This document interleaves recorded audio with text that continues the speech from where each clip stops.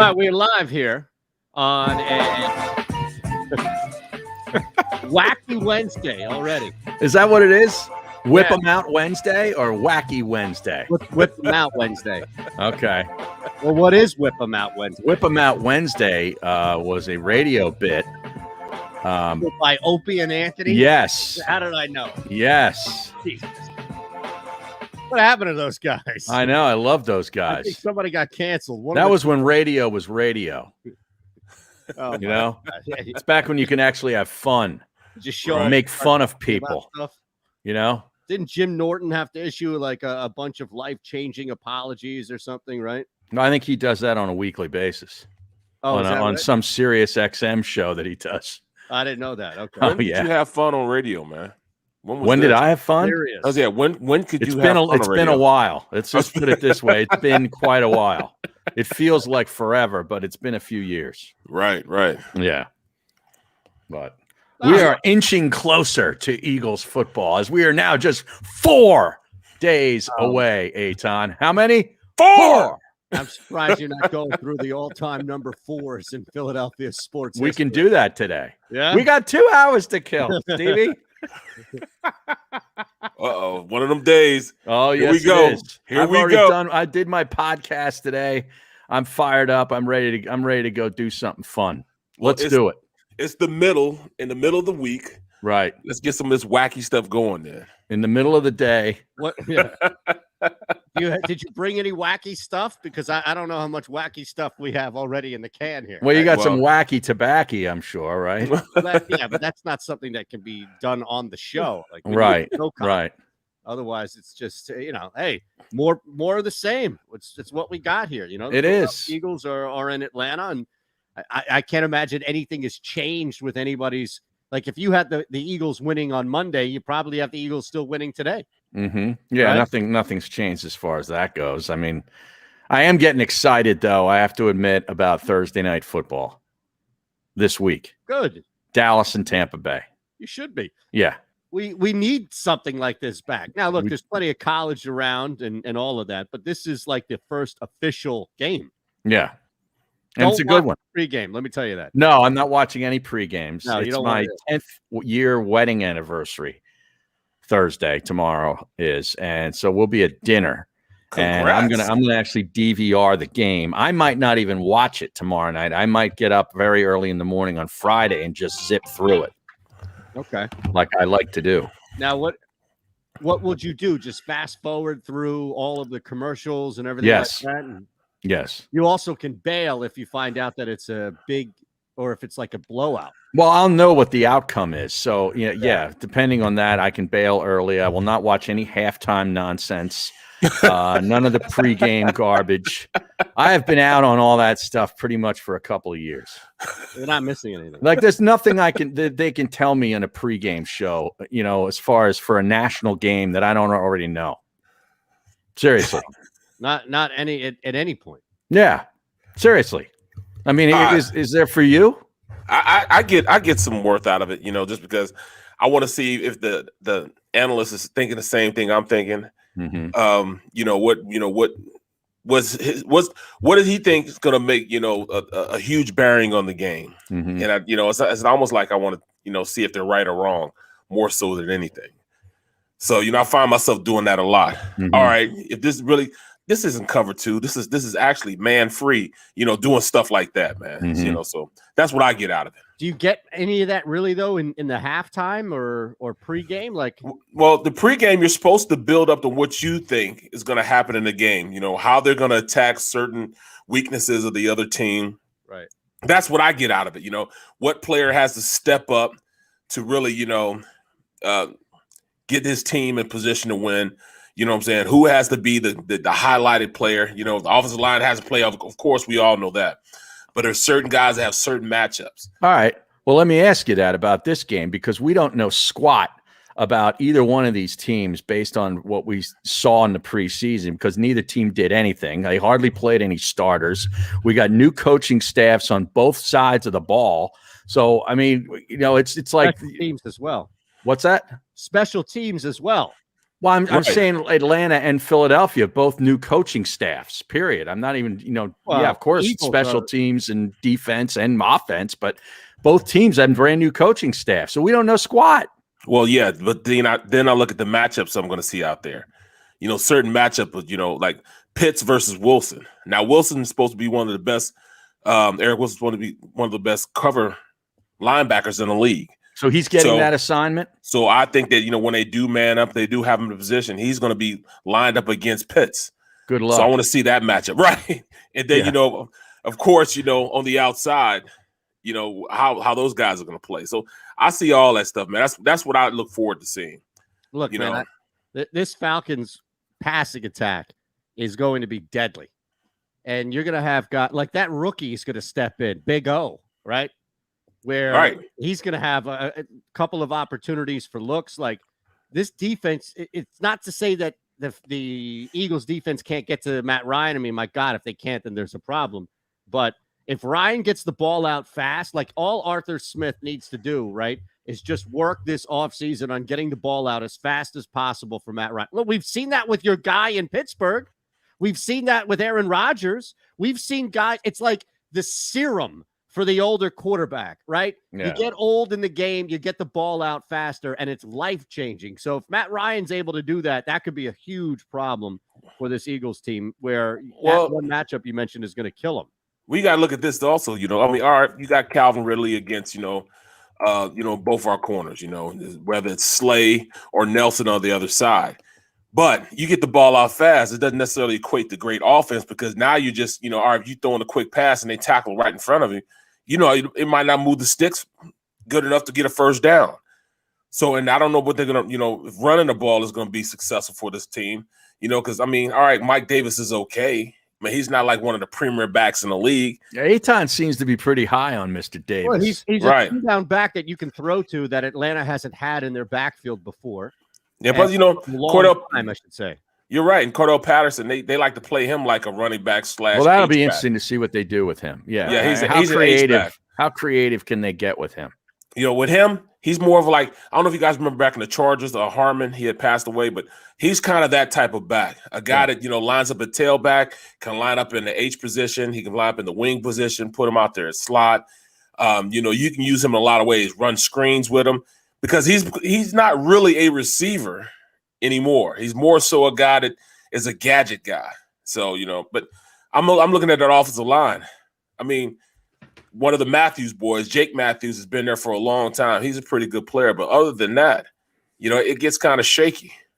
Yeah. I don't know. I mean, Lindstrom's okay, but I don't know him going against Fletcher Cox. And I would say, that's a favorable matchup for him. I hate to do it to him, but Fletcher's a little pissed off that everybody's been talking trash about him. Mm-hmm. So maybe, he comes out with a vengeance this year. So is he going to take it out on my boy Matt Hennessy from Temple? I think so. Robbie, at this point, man, he's pretty good, man. He played well. Yeah. He played well. I like him. He's quick, explosive. But when you're going against guys, that Javon Hargraves, he has a lot to go out there and prove right now because he didn't do anything last year. Mm-hmm. Even though he was tied for the lead in sacks last year, he only played half the season for real, the way we want him to play. But look, he's got a chip on his shoulder. So because of that, I see this defensive line going out there making an impact on that offensive line because I don't think that offensive line is really good enough to compete against this defense. So that should be a win in the Eagles column. So in the trenches, defense wins out over Atlanta. Both sides. Well, offense. It's one of the better offensive lines when healthy. We know that, but I'm really curious to see, just what kind of formations are they going to, show up in offense? Because we got so sort of predictable and stale in the final year and a half of Doug Peterson's offense, where you're watching a game, you're like, all right, I know what they're doing here.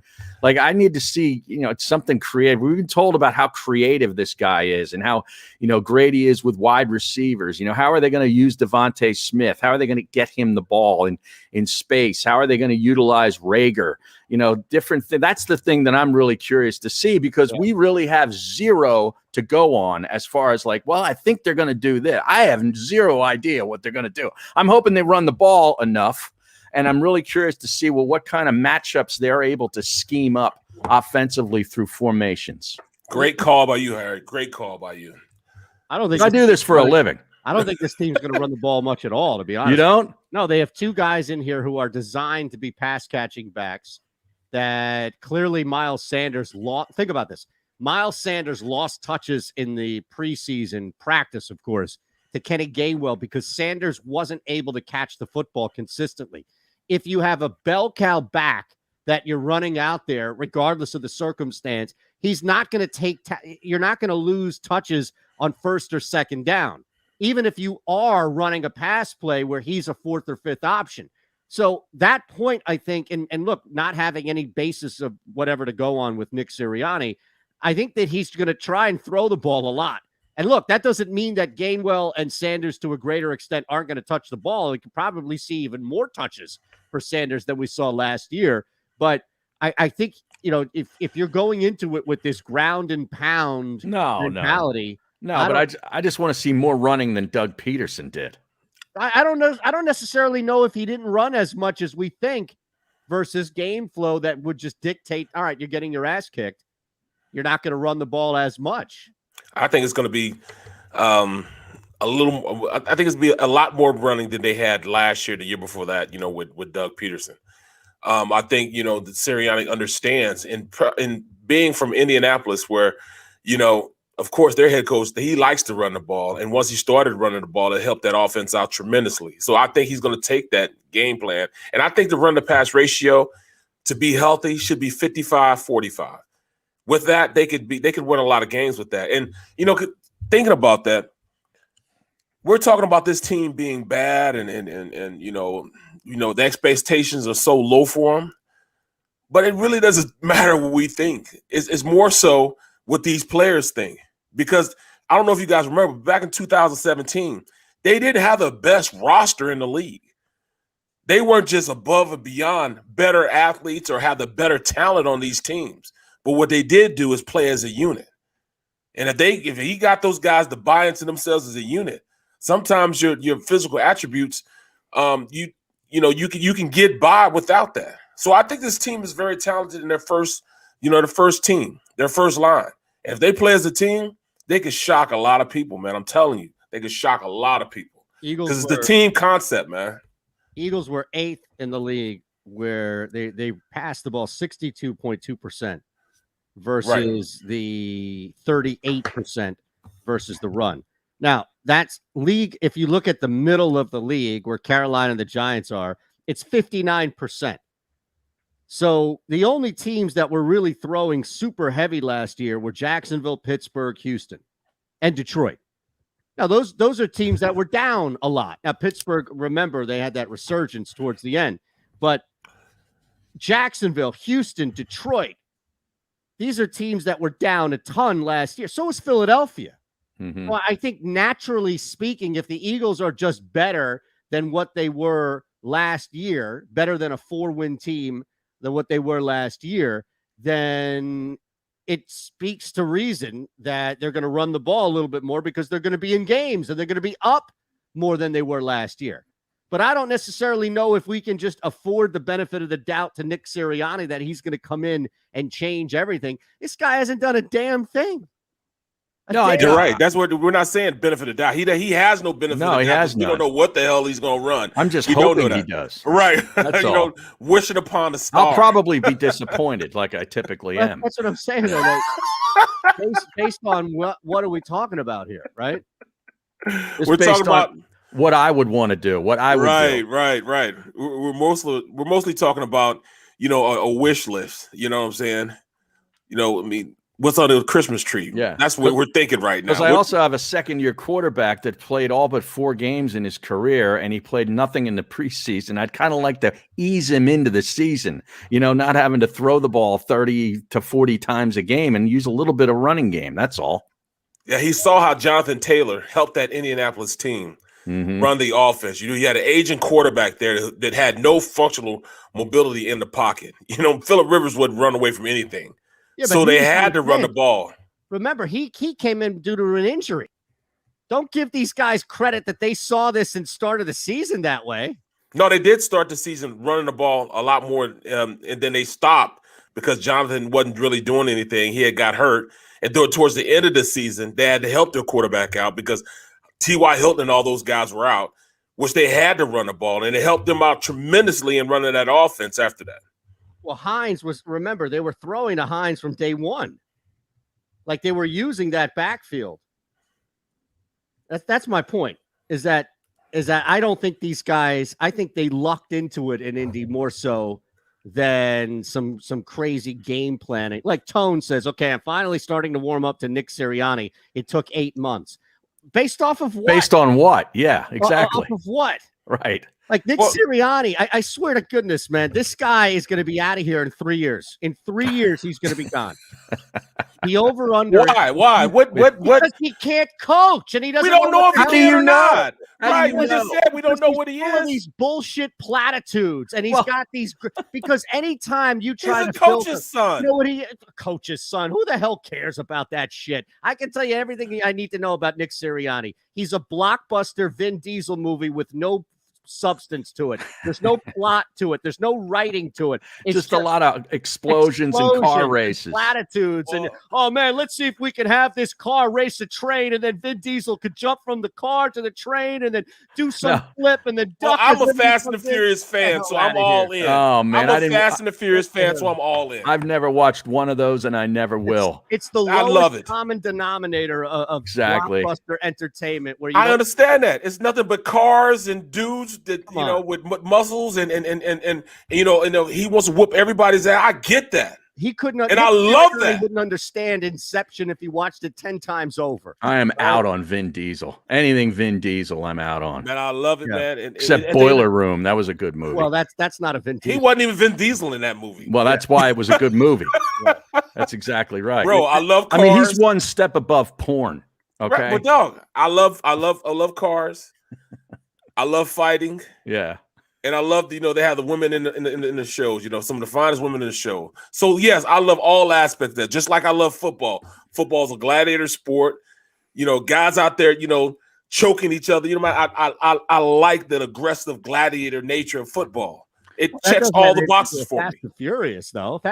Fast and Furious is just a piece of shit that has no substance to it. The NFL. Cars, man. It's cars. Okay, but the NFL has constant amount of drama and narratives and discussion and stardom and issues and constant amount of conflict too. Like, think about that. There's constant, that's what I'm saying. Nick Sirianni. You're making it sound like a chick flick, man. No, it's not a chick flick. It's a gladiator sport, man. No, where are you talking about chick flick? You're saying because you're talking about it all got all these, stuff going wrong and these. But no, football is a gladiator sport. We're just whooping everybody's ass. That's what it is.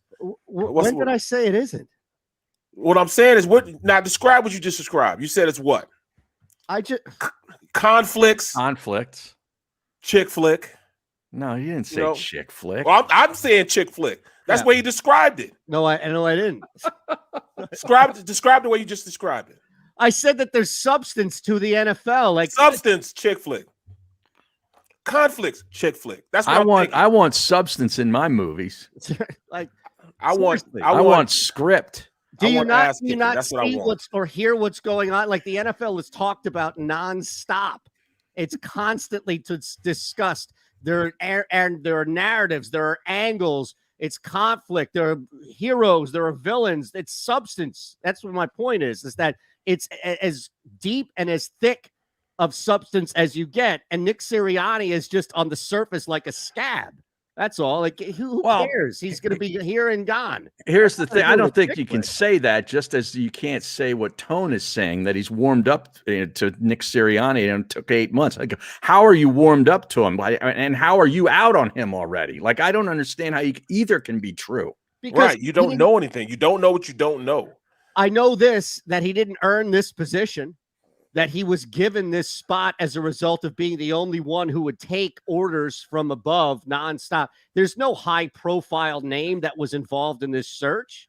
So this was really about a guy who probably is going to get paid the least amount versus anybody else that they even interviewed. So that's been conceptually what they've done that's what they did with Andy Reid, too. Hiring Eagles coaches, period. Yeah. Ray Rose, Andy Reid.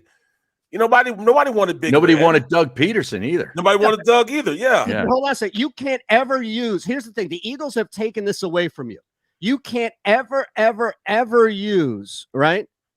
And it's an easy way to get blocked is to make fun of my name. So let's do that with Art. It was nice knowing you, Archan, but you're out of here. Jeez, here we go. See ya, blocked. Here's the thing.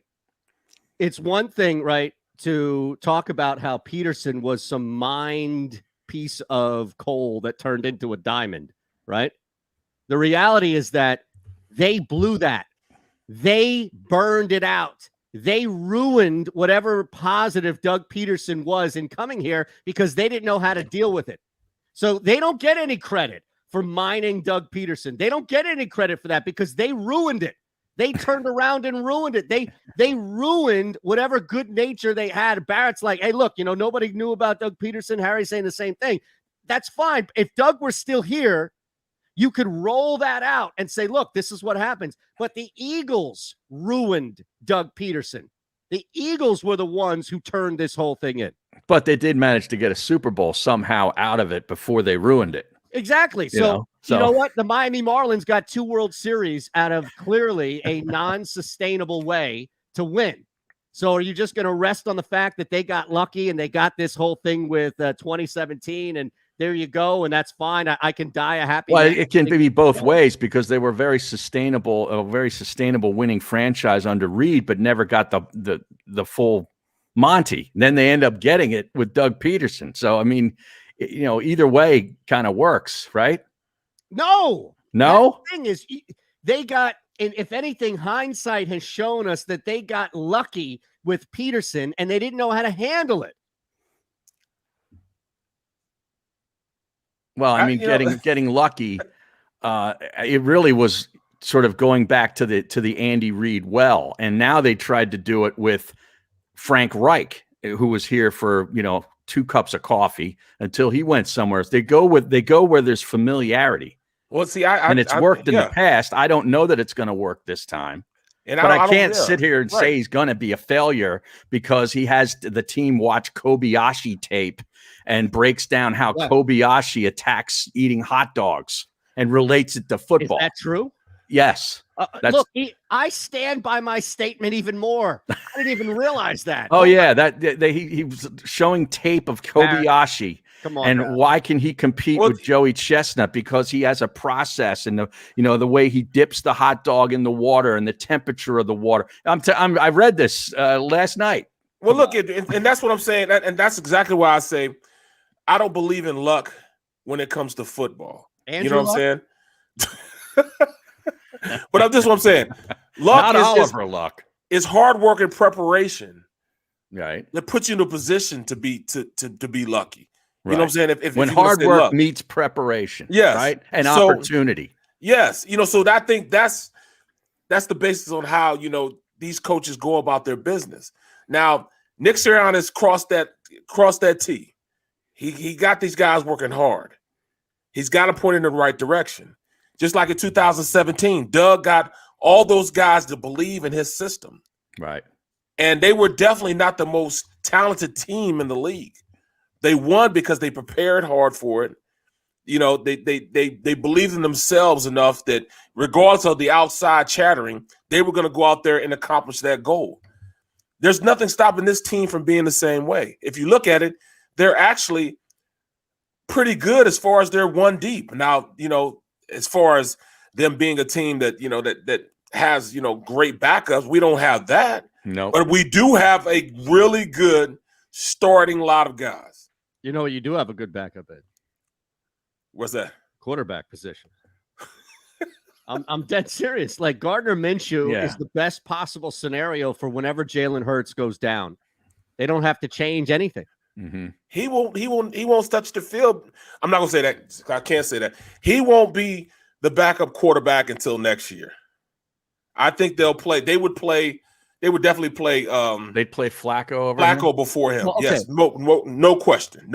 Let's look at 2 scenarios real quick though, right? And then we'll take a break here on the JAKIB Media YouTube channel here on the middle. But let me throw first scenario where I agree wholeheartedly. I think you are 1,000% right. Where we may not even see Minshew up week to week. Like he may be down week to week just because of what they're dealing with as far as other spots on the roster. So if Jalen Hurts gets hurt in the second quarter, they need somebody to come in.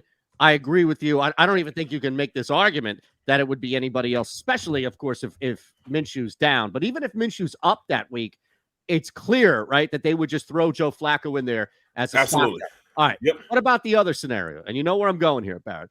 Jalen Hurts gets hurt in the second quarter. He's out for the rest of the game where Joe Flacco has come in. Look, they're not going to win the game. They lose the game, inconsequential. Now you have 2 weeks of a backup quarterback spot, maybe 2 to 3 weeks of a backup quarterback spot. Knowing what you know about the game and also knowing what you know about how difficult it is, and yes, I'm leading the witness here, knowing how difficult it is to change up scheme and attack midseason, does that not shine a little bit more light on it being Minshew for maybe a 2 or 3 week period, or are you still on Flacco? Flacco would have a shorter leash, most definitely now, because of the athleticism that Minshew has. You know, his ability to run around, make some things happen, you know, after the pass play is broken down.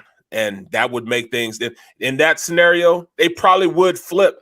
Mm-hmm. You know what I'm saying? Later on, like when if Hurts does come back, that could be an opportunity for them then to flip Flacco and put Flacco number 3 and Minshew number 2. But that's a lot of scenarios that would have to, you know, that would have to happen before, you know, that would happen. But I mean, they honestly truly like Flacco. They really do. But they like Flacco a lot. If you ask me, this depth chart and the acquisition of Minshew, you know, with Flacco playing respectably well and during the preseason is all about somebody getting an injury somewhere in the league and how we looking to flip somebody.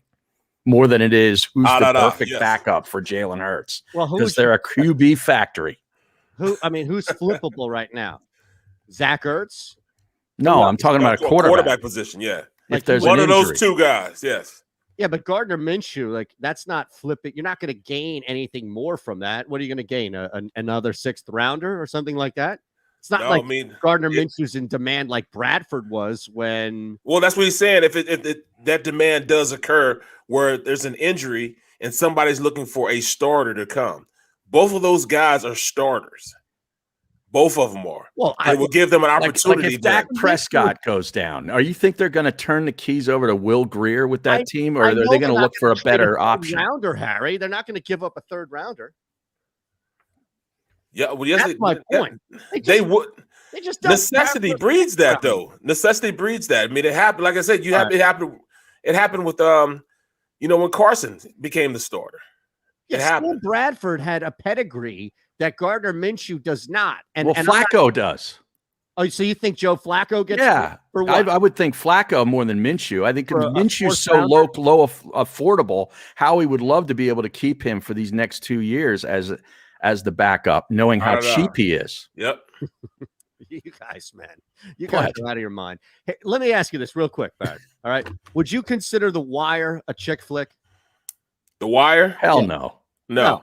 All right. Now, The Wire is the one show that has the most substance to it across all dramas in the history of drama. It's the deepest, most intricately presented show you'll find in the history of television. It also has a lot of violence, and it also has a lot of grit, and it also has a lot of blood and sweat to it. It's grimy. So that's what I would equate the NFL to. The NFL is The Wire. And here Nick Sirianni wants to come in like the Powerpuff or whatever the hell they're called.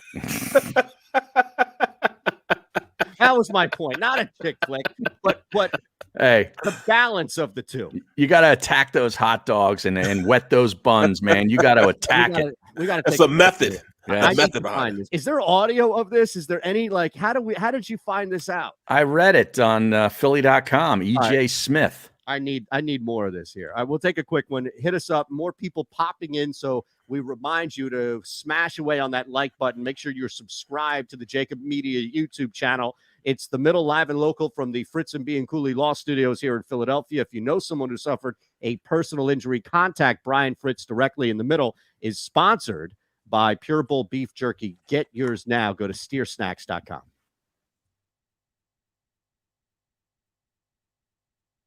Media YouTube YouTube channel, you are already registered to win a pair of season tickets for the upcoming season. That's right, you could win a pair of season tickets for the upcoming 2021 season just for being a subscriber. If you're watching and you're not a subscriber, do it now. Subscribe to the JAKIB Media YouTube channel right now. What do you need to do? Subscribe right now.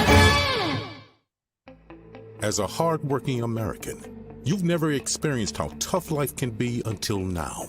A catastrophic injury while working on the job. A personal injury from someone else's negligence. Turned away by other law firms in the region who didn't bother to learn your story. It's time to meet the Fritz & Bianculli Law Firm and managing partner Brian Fritz. Badly injured? Call the Fritz & Bianculli Law Firm. Find out why they say, "We got this." The International Brotherhood of Electrical Workers, Local Union 98, is a proud sponsor of The Labor Show with J. Doc and Krause every Saturday night from 6 till 8 p.m. IBEW Local 98's highly trained and superbly skilled electricians are the best in the business, setting the highest safety standards in the electrical industry. So when you're planning your next industrial, commercial, or residential project, choose an IBEW Local 98 union contractor. Learn more at IBEW98.org. The savoring taste of a good bag of beef jerky is so enjoyable at any time of the day, as long as you can find it. Here's what we suggest. Pure Bull Beef Jerky is our answer, and soon it will be yours. Locally produced in the Philadelphia region, this high-quality, healthy protein snack is easy to secure. Go to steersnacks.com, and you'll see hot garlic, tropical heat, Pure Bull dry rub, and our favorite, Huck and Fod. What's that? Huck and Fod. Go now to steersnacks.com. I get scared sometimes. Of a lot of things. Joining in. Decisions. The dark. The dark. But I once heard someone say, But as I always say, it's okay to be afraid. as long as you face the fear. And keep moving forward. Wherever you are in life, count on the name trusted in insurance for over 80 years. Independence Blue Cross.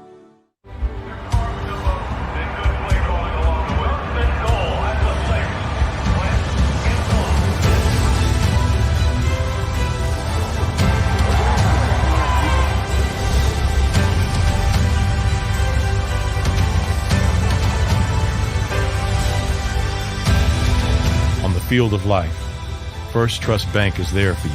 Champions on three. 1, 2, 3. Because Philadelphia dreams deserve a Philadelphia bank.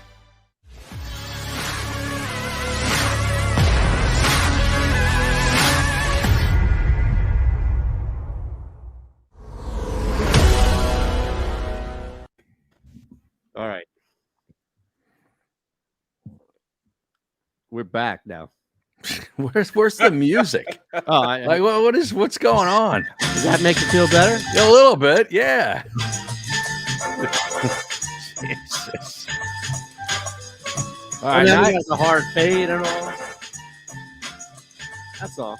I got this morning. I get this little week or bi-weekly newsletter, I guess, in Philly.com about the Birds. This little they split it up amongst the beat guys, and the EJ Smith sent this out, and it had a link to one of his pieces recently on Nick Sirianni. So I'm reading it, and I see Kobayashi is mentioned in here, and I'm like, man, this guy's teaching football with Kobayashi. I gotta find out more about this. So it goes on to saying Sirianni highlighted Kobayashi's attention to detail in a team meeting, something he wants his players to emulate. He says, quote, our fifth core value. So he's got the 5 core values, Eytan, okay, is fundamentals. There's this video of Kobayashi and Joey Chestnut competing, and they go, why is Kobayashi so good at eating hot dogs? The details and the fundamentals he puts into it. He has to have the right temperature of water to dunk the thing. He has to break the hot dog perfectly in half. So he's basically breaking down Kobayashi's process of eating hot dogs and equating it to football. come on. I know you love this. This is absurd on so many levels. Let's start with what should be the obvious, which is think about how many other specifics of people, successful people, not even in the game, but outside. It doesn't even need to be in sports or what have you, that you can use as like attention for detail, right? And you choose, and again, this is the issue. Is where he chooses the specific variables to apply this mentality. I don't have any problem with you sitting your team down and showing how a super successful individual pays full attention to detail and is part of their process to success. But if you're specifically picking out something to the absurd, well, it's unorthodox. It's not absurd. It's unorthodox, and he uses this to get people's attention. It's preparation. He wants to show the preparation. It's not just football that you have to prepare for. You're preparing for life. You know, the little tasks, the menial tasks, still have a certain way of doing things to go about things the right way, and that's what he's trying to focus on. That's what he's trying to get these players to understand. How about a little Jeff Bezos? Like, show me what Jeff Bezos does on a weekly basis. I don't give a crap. No, that's the Colin Cowherd show. That's not the Nick Sirianni show. No, I want to see somebody who is like, wouldn't you want to follow those practices? Right. Wouldn't you want to take somebody? It's all the same concept. He wakes up also. I think, look, 5 o'clock in the morning every day, even when he has nothing to do. He still wakes up that early. What does that mean? Right, exactly. But you're prepared, Harry. You know, how many times you came on the show and not been prepared for a show? That's what I'm saying. You know about that. But Right. You've always got something in your hat to go back on to reach in your pocket with. And he's just trying to get people to understand on that team that, you know, even the most menial things that, you know, people that accomplish things in life, you have to prepare for. You have to make sure. Like, but that's what he's trying to get. Yes, but you don't need to use the most extreme, absurd, over-the-top example of a guy eating hot dogs. That's my point in all of this. It's like it screams, and look at me. It doesn't scream about the practice. Well, He's the best. He's the best at that. He's the best. Joey Chestnut's actually the best, I think. Yeah, Joey Chestnut would be the favorite if there was a competition today. He started out the best, though, and then now, he started out the best. Where's that Black Widow chick? Remember her? Yeah, Sonia Thomas. Oh, she's done? Yeah, she's retired. Now, is she in the hot dog eating Hall of Fame? My God, I hope so. I would hope so. If not, then my goodness, you know. See, I needed a camera crew. If not, then why? You know, for the next 24 hours that these people endure in their life after they compete in one of these stupid things. I tell you, like, what's that like? The sense you want after that, Harry, is not sight. The sense you want to be around that person and just smell what that person smells like for a day. All the nitrates coming out in their sweat. That's the sense that you really want to experience following these people. That's got to be the worst right there, man. Because doesn't matter how good the drone pilot is, you'll never get that smell through the camera. Oof. Oh, my goodness. Wow. That could be bad. Whew. I don't know if I can look at another Wawa dog the same way after that. You shouldn't be. Jeez. But come on, man. That's all my point of it is like, Barrett, you're right. Like, coaches should be doing this. There should be some sort of outside the box thinking, but he took it to such a far extreme. It just, to me, it reduces, I think, the message, because now everybody's talking about him and the hot dog thing, as opposed to like a Belichickian way to communicate through your team. And I get that. And it's the same thing with the Rochambeau rock, paper, scissors thing. It's the same thing with, you know, I had a contest, a horse contest, shooting baskets with so-and-so. This kind of stuff, if he does not succeed or have early success, it's going to rain down on him. Because all this stuff's going to come back. It just means he lost a lot. That's all. He lost all those horse matches and rock, paper, scissors. He just lost. Seriously, right? Yeah, you know what? It's going to come out. I guarantee this. It's going to come out after Sirianni's here. Somebody down there in the NovaCare is going to leak out how Sirianni was the worst rock, paper, scissors player that they've ever experienced. That Landon Dickerson was working him, running all over him. when it came to rock, paper, scissors. He couldn't even get to a third one. It There was you just go. rock, paper, scissors, shoot, rock, Right. paper, scissors, shoot, and Sirianni was out. Right. Now, John Dickerson says if he was playing horse while in Indy, then it's nothing new. He wasn't the head coach in Indy, okay? Right. This is a totally different animal. Right. He's a different person, different guy. Yeah. I mean, when you're the boss, you know, Right. you're the boss now. You're not just the Right. boss, you're the boss now. It's a different level of responsibility, you know, because he didn't even call plays during that time he was playing horse against Minshew. mhm. You know, he wasn't even calling the plays. Frank Reich was still calling the plays. Come on. But I'm looking forward to the aspect. I want to see how this team, if they rally behind him the way he's talking about. And even if they lose, Mhm. if they're conceptually becoming a team, that's a point in the right direction, and you can get better. You know, he doesn't have his athletes out there; those aren't his guys. His guys have yet to come. His guys have yet to be in the locker room with him. Now what is it? 5 guys, 6 guys with him right now that are his guys. That I hope he drafted. But other than that, the other 40 48 some odd. Yeah. 47, 48 guys are guys that were from the previous regime. Well, So you're asking him to go out there with guys that, he didn't necessarily want or have on the team. So once he gets, you got to at least give him 2 or 3 Yeah, but years. this isn't college recruiting where you got to just, weed guys through the system and get your own recruits. Like, you're a pro football coach. You got to use that talent that you've got. Yes, and you just do. mold it around what they do best. That's what the coach, you can't just sit here and say, well, I'm going to have 4 years to get my guys in here like you do at, Maryland or whatever. That doesn't work that way. Absolutely. But if you look at what he's done, look at the guys that he drafted are all guys that are from the same system that the Colts have. He went out and drafted him a nice guard, a la what he had, the Nelson they have in Indy. He went and got him a Naeem Hines. Mhm. He went out and got guys that help him in his system. Now, I truly believe that Howie's guy was was Smith. But after that, they're all guys.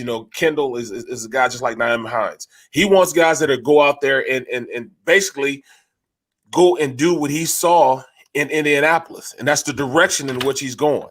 So, I mean, once you start getting the blueprint on what you want there, and you start really taking in, all right, this is Nick Sirianni's team, then hopefully they are getting better. But at this point, he's got to use the guys that he has around him right now. All right, now here's the problem with that, real quick, Ari, is that there's a major assumption there, Barrett, that we haven't seen yet, including a guy who just won a Super Bowl that didn't have that power.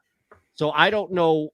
You see what I'm saying? Right. What you're saying is accurate, where normally a head coach walks into a certain situation. Arthur Smith, let's just use him down in Atlanta. It's probably going to take a year or 2 for him to work guys into what he wants specifically, with the assumption that the general manager and people above him will aid that. Here, this is the variable. And again, you're right. I just don't know how to apply this variable, which is we know there are hoverers, right? We know that there are people that like to hover and make decisions and influence and say, no, we're going to take that D tackle. Somebody took that D tackle in the 3rd round and left Asante Samuel Jr. on the board.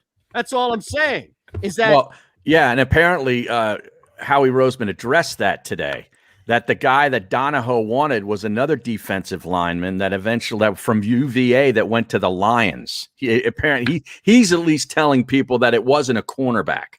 Yeah, but Donahue's out of here, though. You know what I'm saying? So I don't know if that really is the truth. But at the end of the day, you're absolutely right in that aspect that, all right, will this really be his team? I'm thinking contrary to what people are saying about Nick Sirianni, because Nick Sirianni was able to go out and pick his guys as coaches. He picked his guys. So did Doug. And then what happened? We heard after a year, no, man, those guys ain't going anywhere. And the next thing you know, it was Magic Johnson. I'm not going to be here. All right. Speaking of Magic Johnson, do you like this example? Eytan. I thought we were having a magic-free day today. No. But it's you'll understand why I said that. Sirianni has shown videos of Kobe Bryant on a few occasions, including one where the late Hall of Famer explained his off-season training regimen. Before the team's last preseason game against the Jets, Sirianni dug up a handful of examples of players securing roster spots by making plays in the preseason finale. Now, I'm in. All right. Do you like that? This is it. Yeah. This is it. You like that? This is a reasonable application, especially this is what I love about it, is that we've all heard the stories, right? As far as, AI was out in LA and they talked about what they're doing after the game. And AI's like, I'm hitting the club. And Kobe's like, I'm hitting the gym. Mhm. And Iverson was like, whoa, that like moment there clearly didn't have Right. any impact on AA, but didn't need to for Iverson. They got Hennessy at the gym. Exactly right. Yeah. Like, something along those lines of like, how many people Right. can I bring into the gym? Right. How many people can I get on my day pass? Yeah. At the gym.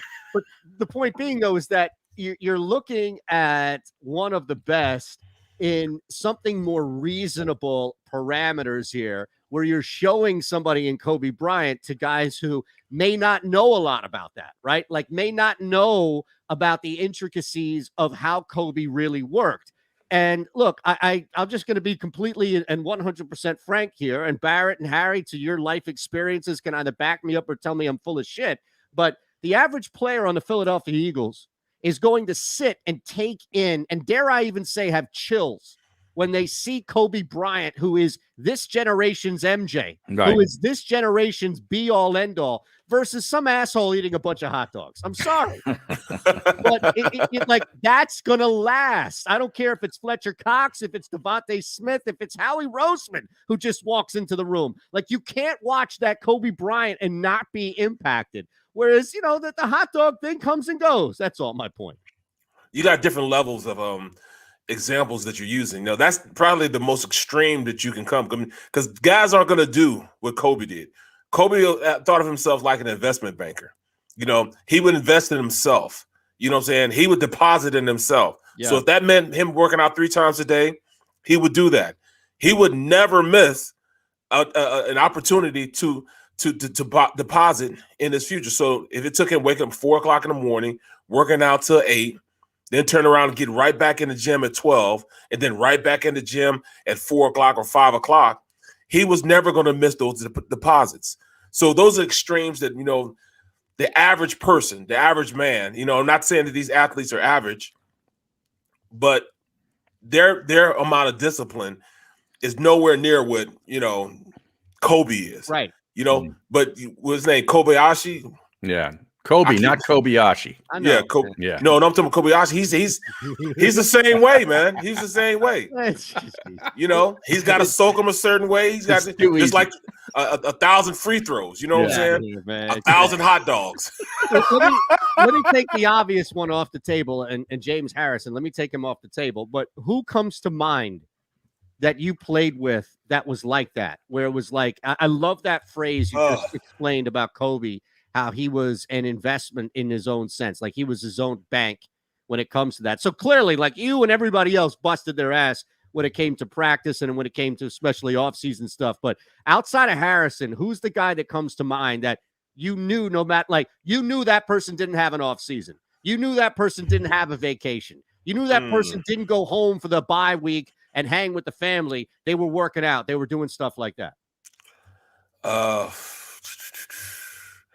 mean, that's what I'm saying. You was it you? No, I wasn't. I was no near that. I mean, I'm a guy to be like that. That's almost. I mean, a guy that was close to that was Joey Galloway. Galloway was Joey Galloway.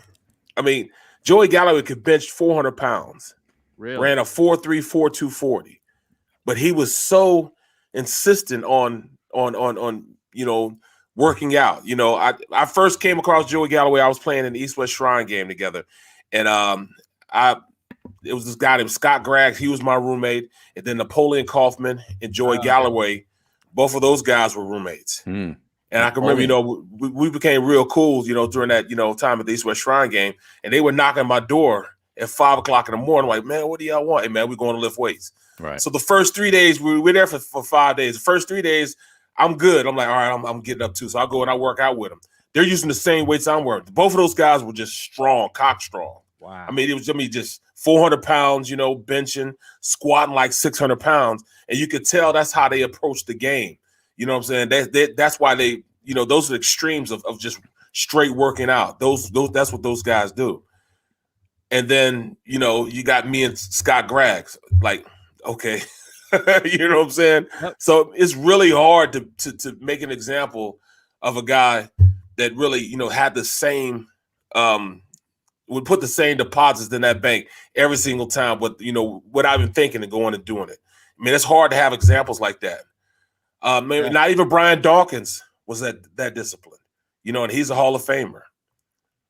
He, Alan Faneca, yeah, you know, even they would, you know, not put those deposits in. But guy like Kobe, they're just a different mindset, a different beast, man. It's hard to really give an example of somebody that's like that, you know, just like a Jordan.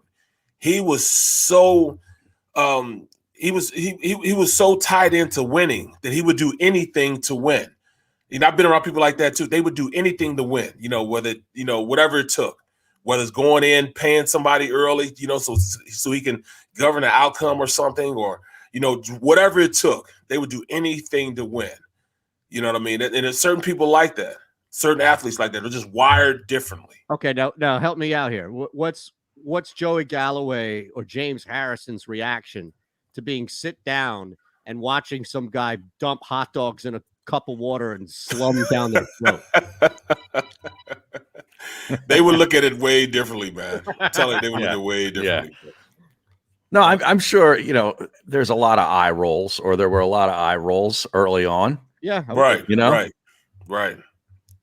I mean, you just apply it to our world, Eytan. Is like, you know, you get a new boss. He's coming in and he's going to put his imprint on the radio station from day one. And he's got all these changes he's going to make. And you have this big meeting in the conference room, and it's all this, you know, high energy, rah-rah stuff. And he's going to do this and do that. I'd be sitting on the air. I'd be sitting up again. I wouldn't even sit at the table. I'd sit on the air conditioner by the window. Right. Yeah. And I'd have this look on my face, and I'd find somebody else that I could lock eyes with, like Shander, for example. And I'd roll my eyes. Like, oh boy, here we go. This guy wants us to take more phone calls. Yeah, right. Oh, this sounds good. This is right. Not going to work. And no, and then usually what happens, and this happens in sports a lot too, is that somebody comes in and maybe, you know, to give some sort of bizarre benefit to the Philadelphia Eagles. I guess they feel like if Howie is in more control of the day-to-day and personnel decision-making than a normal GM/president, you're able to survive turnover more so at the head coaching position, meaning, like, look what happened with Chip, right? Mm-hmm. Chip had this total control and everything like that it took a little bit. Now, due to circumstance with the quarterback getting hurt, they were able to put Sam Bradford on the block and put Wentz in there. But that was Bradford's year. Let's not pull any punches here. Sam Bradford was coming in to start that season, and it just so happened that he was moved. Point being is that if you're a boss at a radio station and you come in and you make all these sweeping changes, and then 18 months later, as we saw with one station here, you get fired, well, you've done some significant damage. Mm-hmm. And the reason why you've been fired is because your moves didn't pan out. You didn't get fired because you were this great programmer or head coach or anybody middle manager. You got fired because you were dog shit. But the ramifications of that have taken over. Now, I'm not saying Sirianni is going to be fired at the end of the year, but I'm looking back more so as far as with Doug Peterson and even Chip Kelly before that. Andy Reid. You know, Chip Kelly came in and said, no, I want the full keys to the castle here. This is I want to make sure I can redo everything my own way. But even still, like, there's always that transition is the point. Well, that transition with Chip Kelly was different in the aspect. He had a year and a half of prove me, and he proved it that he was a winning type of coach. Now, it just fell apart a year and a half after that, but he was given his keys after he had proven that he was a winner. Right. You had 2 10-win seasons in a row. Yeah. So then they allowed him to do it. But he didn't right. But see, that's the thing, right? And there's always balance to this, where this was a situation where he was winning games, but it wasn't enough.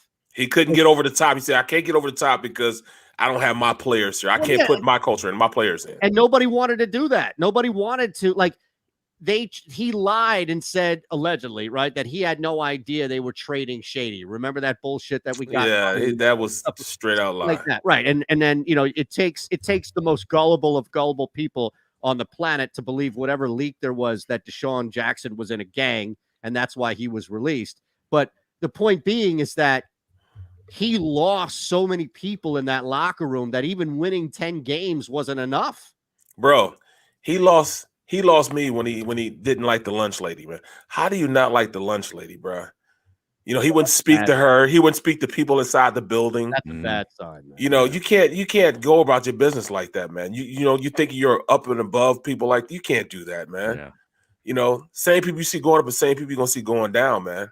And I'm working hard, trying to get you your Salisbury steak and the proper amount of gravy, and then your apple crisp. I mean, come on. Well, then you gonna treat him like that? You can't do that, man. And he was like that, not just to the people inside the building, but also the other players. If you weren't a part of that, you know, that starting five or the starters on the team, he wouldn't conversate with you. Well, that's what started the whole emotional intelligence move. Right. You know, after that, you know, you have the reaction from the owner. And that's what makes it. And this is where I'm kind of with Eytan a little bit here, because can you imagine the interview? The Sirianni spending 12 hours at Jeffrey Lurie's house going through stuff like Kobayashi, you know, attention to detail. And I could just see Jeffrey Lurie just going, lapping it up, man. Oh, give me more. Platitude me to death. Slap me in the face with a platitude, will you please? Oh, my goodness. Hey, man, it wouldn't shock me at all if we find out like 5 or 6 years later that they wanted John Gruden, but just due to the circumstance, they either couldn't afford him or they wasn't the right time of it. And for Gruden to leave the booth. Yeah, exactly. Yeah. So that they can get a poor man's platitude. I mean, it's right down to that similar accent to it. It's just Gruden has that little more twang. He's been around some, but I tell you again, this is. I tell you what, you almost did it right there. Right, he almost went into it, didn't he? I tell you what, this Kobayashi, man, he attacks that hot dog, man. Get that temperature of that water right. What? You got to do that more. Like he's got. Sirianni hasn't been outside of that region enough to have it. You know, there's no twang in Indianapolis. No. It sounds like a piece of bread. So what? A piece of bread, bread. It's plain as it gets, right? There's no accent in Indiana. But the point being that, you know, Sirianni still has that, that type of twang to him. This Kobayashi, this guy eats his dogs. I tried to get a guy on a video with the kielbasa, but instead I had to settle for the hot dogs. Yo, man. My closest kielbasa in a cup of water. I tell you. That's and here he is, Jeffrey Lurie sitting there. Oh yeah, tell me more about the kielbasa, please. I'd love to know more about it. Ridiculous. Man. This is what we have. All right, we got to take a break here. We're back in the second hour. See, this is what happens when your head coach is the story. Mm-hmm. It's no longer funny, isn't that? We haven't seen anything from Jalen Hurts. Maybe this was all by design. Maybe Sirianni is smart like a fox here, and this whole thing was to put it all on him and not on anybody else. Like we haven't talked about Devontae Smith. Take everything. Yeah, exactly. He'll take it all on the chin to protect his players, man. Well, that's smart. Yeah, I mean, there's nothing wrong with that. Now, let me tell you something. He is in for a rude awakening, and we'll talk about this coming up as far as if he's put, which I believe he's done an injustice to Jalen Hurts. If he's put Hurts in a rough situation these first couple of weeks, the fans are not going to take it out on Sirianni, unfortunately. All right, quick break. We're back in 3. It's the middle. Hey, Eagles fans, if you're a subscriber to the JAKIB Media YouTube channel, you are already registered to win a pair of season tickets for the upcoming season. That's right, you could win a pair of season tickets for the upcoming 2021 season just for being a subscriber. If you're watching and you're not a subscriber, do it now. Subscribe to the JAKIB Media YouTube channel right now. What do you need to do? Subscribe right now. As a hard-working American, you've never experienced how tough life can be until now. A catastrophic injury while working on the job. A personal injury from someone else's negligence. Turned away by other law firms in the region who didn't bother to learn your story. It's time to meet the Fritz & Bianculli Law Firm and managing partner Brian Fritz. Badly injured? Call the Fritz & Bianculli Law Firm. Find out why they say, "We got this." The International Brotherhood of Electrical Workers, Local Union 98, is a proud sponsor of The Labor Show with J. Doc and Krause every Saturday night from 6 till 8 p.m. IBEW Local 98's highly trained and superbly skilled electricians are the best in the business, setting the highest safety standards in the electrical industry. So when you're planning your next industrial, commercial, or residential project, choose an IBEW Local 98 union contractor. Learn more at IBEW98.org.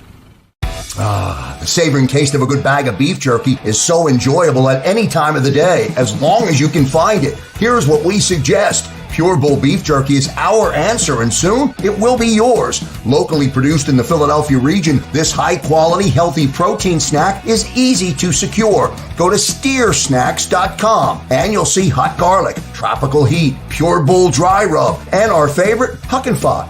What's that? Huck and Fod. Go now to steersnacks.com. I get scared sometimes. Of a lot of things. Joining in. Decisions. The dark. The dark.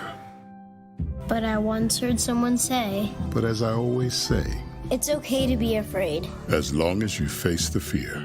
And keep moving forward. Wherever you are in life, count on the name trusted in insurance for over 80 years. Independence Blue Cross.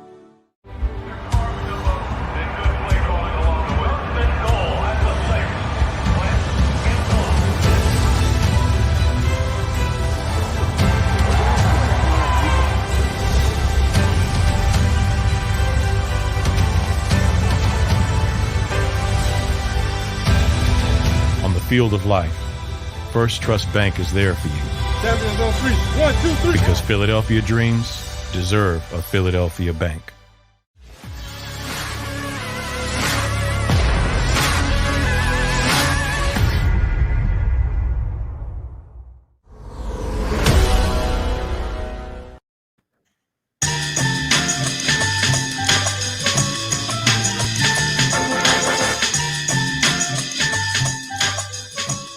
All right. Second hour here.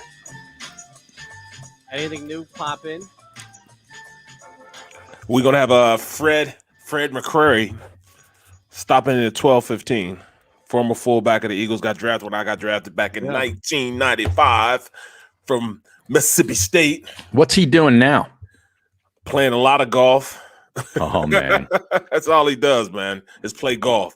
He, plays with all the former players, down there in Atlanta and Mississippi, where, he splits his time up between doing that and he has shipping companies, but he stays involved with Atlanta Falcons football. So can't wait to talk to him, man. It's my boy, man. Oh, my boy, Freddie McCrary, baby. Oh, so he's up on the modern day Falcons. He's keeping track of what's going on down there. Yeah, I mean he keeps close ties to him because he knows a lot of guys that are down there. So, but yeah, man, Freddie was a good guy, man. Nice. Now he's going to pop in at quarter after, right? Yes, correct. Yes, Got it. Yeah. All right, that'll be fun.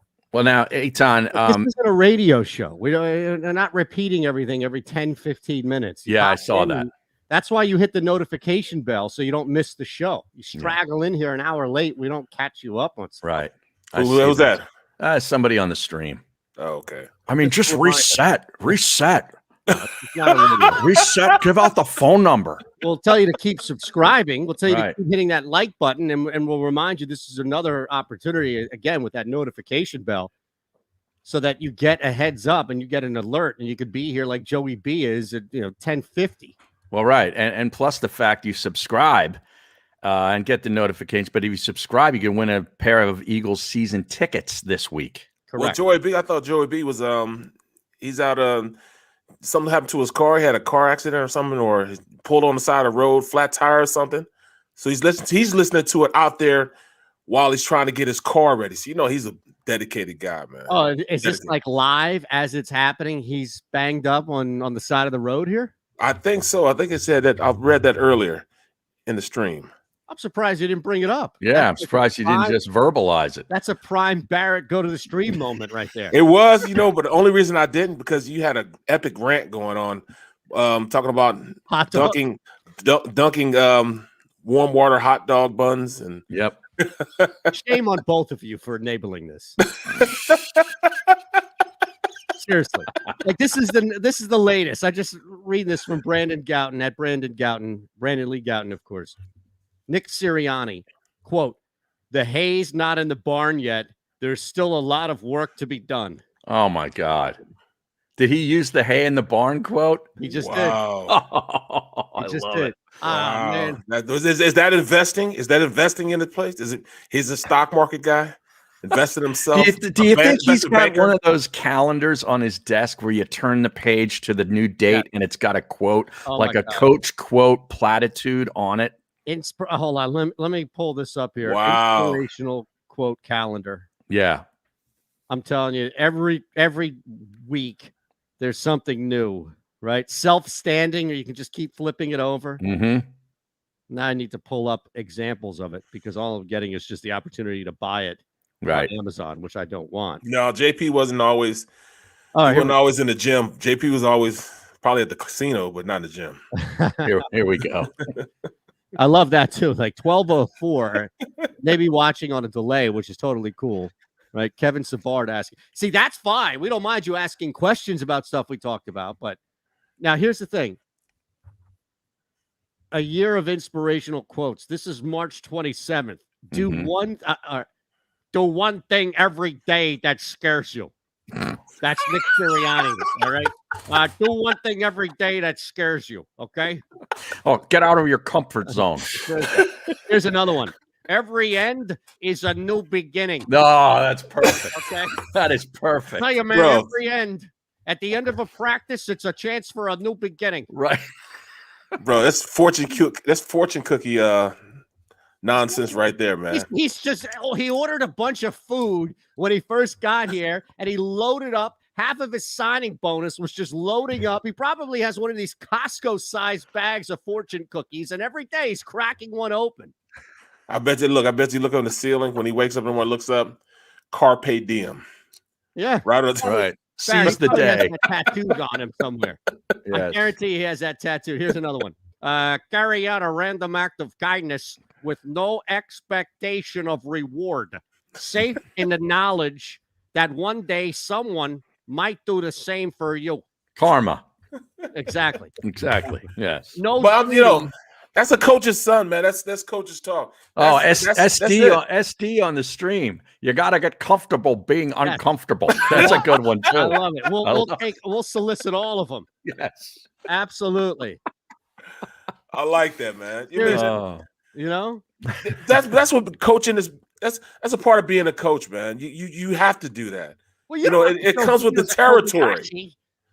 But this is his identity now, Barrett. Right now, look, I'll give you one that. Okay, so this is what we should do. We should play, and again, I don't have all the Sirianni stuff in front of me, but you wouldn't be able to tell the difference between a Sirianni platitude or something that comes from this calendar. Here's one right now. Like, is this Sirianni or the calendar? Don't wait for the right opportunity. Create it. I like that though. That's good. That's amazing. All right. What's better? This kind of stuff done like organically with the coach, or going out and getting Ric Flair to come into your locker room one day and speak to the team and do a bunch of woos? I would have been amped.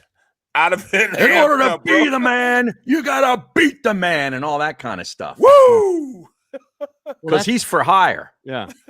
He's been in the Carolina Panthers locker room, the He's Atlanta everywhere. Falcons locker room, you name it, he's been there. And that's the thing. Like, it's a little overkill. It is. But see, there's other coaches that do, other extremes, like some like Belichick. Belichick's all into war and all the stuff that comes with it. You know what I'm saying? Like, reading quotes. Sun Tzu.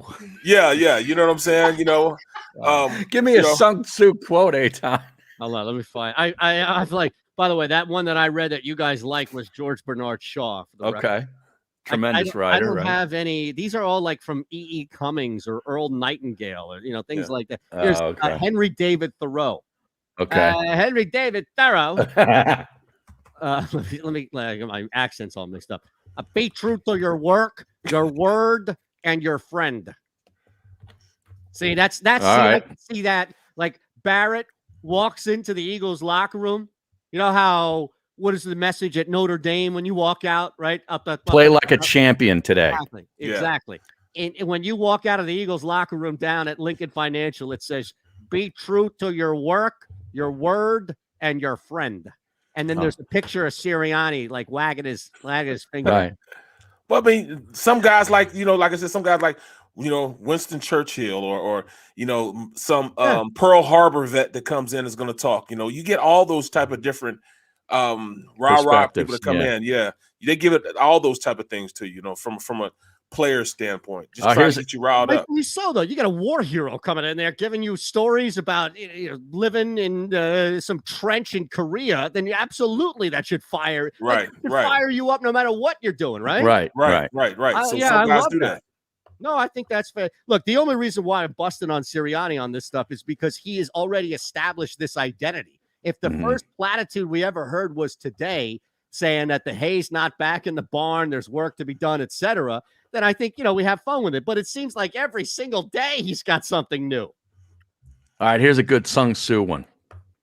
All warfare is based on deception. Hold on, can you read it? You should do that in Belichick. Oh, really? Yeah, because Belichick is the one. You think Sun Tzu is coming out of Sirianni? Sirianni's more of a E.E. Cummings cat. Okay. Sun Tzu guy. Sun Tzu. Yeah. Sun Tzu, I think, is on the President's Cup team. He's a player in Korea. I believe so. Yeah. Yes, he won exemption. No, all warfare is based on deception. Yeah. I could see is that all right? Yeah, I think that's perfect. That is absolutely perfect. Opportunities multiply when they're seized. I'm telling you. Yeah. Look, you know what? He could be ripping it off and people would still buy into it. Right. They'd think he wrote the book. Yeah, that or, it takes courage to grow up and become who you really are. I can't stop thinking about this Saturday Night Live skit with guys in Cup Bears. Yeah. Like when you do that, that's what I think of. Yeah. Dicka. Well, Sirianni, and to give him credit, Sirianni doesn't have like that totally inundated sound. No. But you go up that way and you close your eyes, you wouldn't know if you're in Rochester, that area, like off the lake in New York, or if you have been transported into, what was that movie? The Fugitive. And you're just in, like you're in a scene in The Fugitive where those detectives are talking with the thickest of thick. Right. Chicago accent. Chicago. I don't know. I got to find more of these, man. These inspirational quotes. I'm telling you. No duty is more urgent than that of returning thanks. That's a good James Allen quote for you there. Now that sounds like a chick flick kind of a quote. Well, that's all this stuff is. It's an inspirational calendar, Harry. It's not meant to fire. George Patton is not in this calendar. I can promise you that. Right. Now, did any coach ever play you that? I wonder if that ever made it to the NFL locker rooms there. I don't know who it would be. What, Patton? Yeah, the Patton speech, right? Right before he goes out. Now it's who is it? George Scott, right? George C. Scott. Yeah. George C. Scott. Yeah. As the actor, right? Although he looks pretty much like Patton. He really did. Look, if this thing works, it works. But if not, there's going to be so much back on Sirianni. And look, I don't think this was done on purpose, but who's really talking about much else? I saw Mullen put out on Philly Voice what they're saying around the league about the Eagles, and it's still all about Jalen Hurts right now. But here in Philly, we know better. We know that we haven't got anything, that we haven't seen anything. Like we legit haven't seen anything this preseason at all, right? From Jalen Hurts. Well, no, but we at least saw a couple of games last season. I think we have a little bit of an idea of what he's all about. We don't really know anything yet, as Sirianni, the head coach, because he wasn't head coaching preseason games. No, he wasn't showing no scheme, no game plan, vanilla. So I'm curious to see. That's really what Sunday's all about to me. Yeah. And if they can cover the number. This will be one of the most interesting games I've seen in a long time. You don't think they are? You think they're losing by more than 4? Yeah, but I'll go ahead, Barrett. I'll explain coming up. I just don't think there's nothing right now that would worry me in a negative way, from what I've seen in the preseason, because I haven't seen anything. So I'm not worried about that. What he brings out, and I'll be worried if he does the same thing he did in the preseason. Like, all right, is that all you have to give? I'm thinking it's going to be totally different from what we saw in the preseason. So because of that, I can only think positive. as the outcome's going to come, especially going against a team that's just as sorry as we are. The Falcons, they're right behind the buck just like we are. So at this point, they're trying to fight their way out of this whole situation. New coaching staff, players don't know. It's just right now they have a better quarterback because he's a more proven quarterback. But here we go. And that's the biggest thing. Yeah. That's the biggest factor for me. Week 1 is how many guys are you returning on offense? That's the biggest thing. You can bring a new coach in, but how many guys are you truly bringing back on offense? And look, they've basically replaced the guy in Julio Jones, who was not on the high point of his career anymore, with Kyle Pitts, with a guy you can throw to out of the backfield, and a guy who I'm really high on Russell Gage this year, but I understand if people aren't, somebody who's kind of just been waiting to chomp at the bit. The Eagles, on the other hand, could be a 10-win team this year. They could blow a lot of people out of the water with expectations, but unfortunately, there are so many new components. It's week 1 that it works against them the most. Like week 6, who the hell knows what happens in week 6? We're a long ways away from week 6, but I can tell you this, all of these new components, especially as Barrett said, the quarterback, like who's going to make the mistake? Is it the veteran who's 35, right? Or is it the kid who barely played last year that's now asked to take on the world in a system that he barely played in? That's all. Something to think about. All right, let's go out here. And Freddie. What's up, Freddie? What's up, fellas? What's going on, fellas? Here's how you know Fred is on the level here. Fred McCreary comes in, not just with his name down there, but with how many AKAs, how many aliases did you got, brother? Freddie Mac. Oh, baby. That's my guy, man. Me and him go back from about 1995, man. Remember Ray Rose, baby? What did you call him, Barrett? Oh, that's Freddie, baby. Freddie, baby, the ladies' man. Now, who was the first person who ever called you that, Freddie? Because somebody must have called, maybe college or high school. Somebody must have been like, "Hey, that's Freddie, baby," and it stuck with you. Barrett did. Barrett was the first one. Our rookie year. I scored a touchdown when I was playing for the Eagles. I scored a touchdown against Arizona when Kevin Turner went down, right? And Barrett goes, "Oh, baby, that's your first one, baby. Oh, baby." So Barrett, the innovator. Oh, we had a time, man. We had.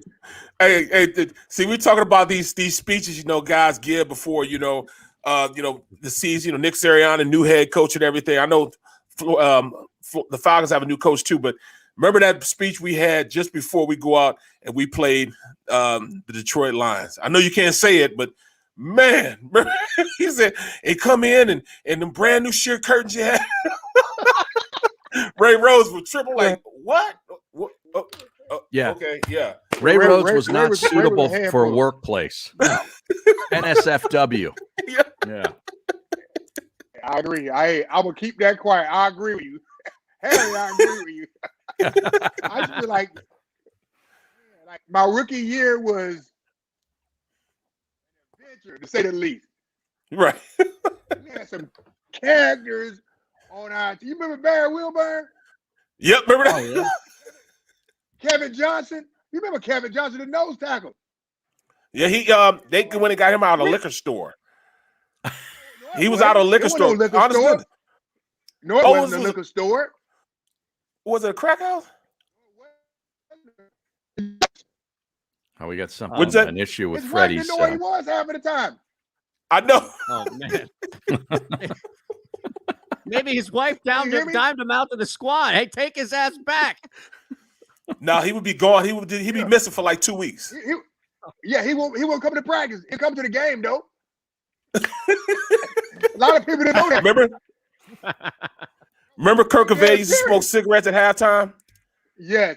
And Romanowski used to take all the pills, walk around with that pill case. I was like, man, what is this dude? What is this dude on? I'm a rookie, What is this dude on? You're not in Mississippi State anymore. This isn't Stark Vegas. It wasn't Stark Vegas. I can promise you. Then we had Ricky Waters. our big signee, you know, and Charlie Gardner and Rick and John Gruden didn't get along, y'all. Listen to me. We're playing the Redskins. Charlie Gardner was having an unbelievable game. You remember that, Barrett? Yep. Rick wouldn't come out from halftime. Remember he chased him? Remember he chased Gruden up the hallway? Hey, people don't know this, but he used to be in Gruden's face like this. You punk mother bleep, you better give me the ball. You hear what I say? You better, like, in the locker room. And everybody used to be like, wow. Barrett, you remember that? I used to be like, this dude is nuts, man. Right. It was we had the most craziest teams ever. And people don't know, Richard Dent never went anywhere without $3,000 in his pocket. He went to the shower with $3,000. He'd be on the practice field. Sounds like Eytan. Well, yeah. Except people could rob me, and nobody's gonna rob Richard. No. Hey, one thing, Bill Romanowski, we hated him in practice when we first started rookies. So we all ganged up on him. He hit Freddie late. It's okay then. So the very next play, tell him all the rookie offensive guys. They snapped the ball. We forgot the play. We ain't worry about the play or nothing. We ran right at him. Is that right? And whipped him something good. Yeah. Wow. All the hey, I got a question for y'all. What about Jalen Hurts starting this week 1? I think I'm loving it. You like it? Yeah, I like it. It goes better. And he didn't play that much. I looked at it. He didn't play that much this preseason, though. None of the starters did, really. Yeah, that's the problem. That's been the biggest issue here. We have no idea what we're getting. Hey, we have no idea. Hey, but Freddie's on that Barrett Brooks internet, man. I hate to do it to Freddie. Yeah, I hate to do it to Freddie Mac. Oh, baby. Look, I tell you what. Why don't we break? We'll come back. Well, actually, no, we have a couple of minutes here anyway, so that's fine.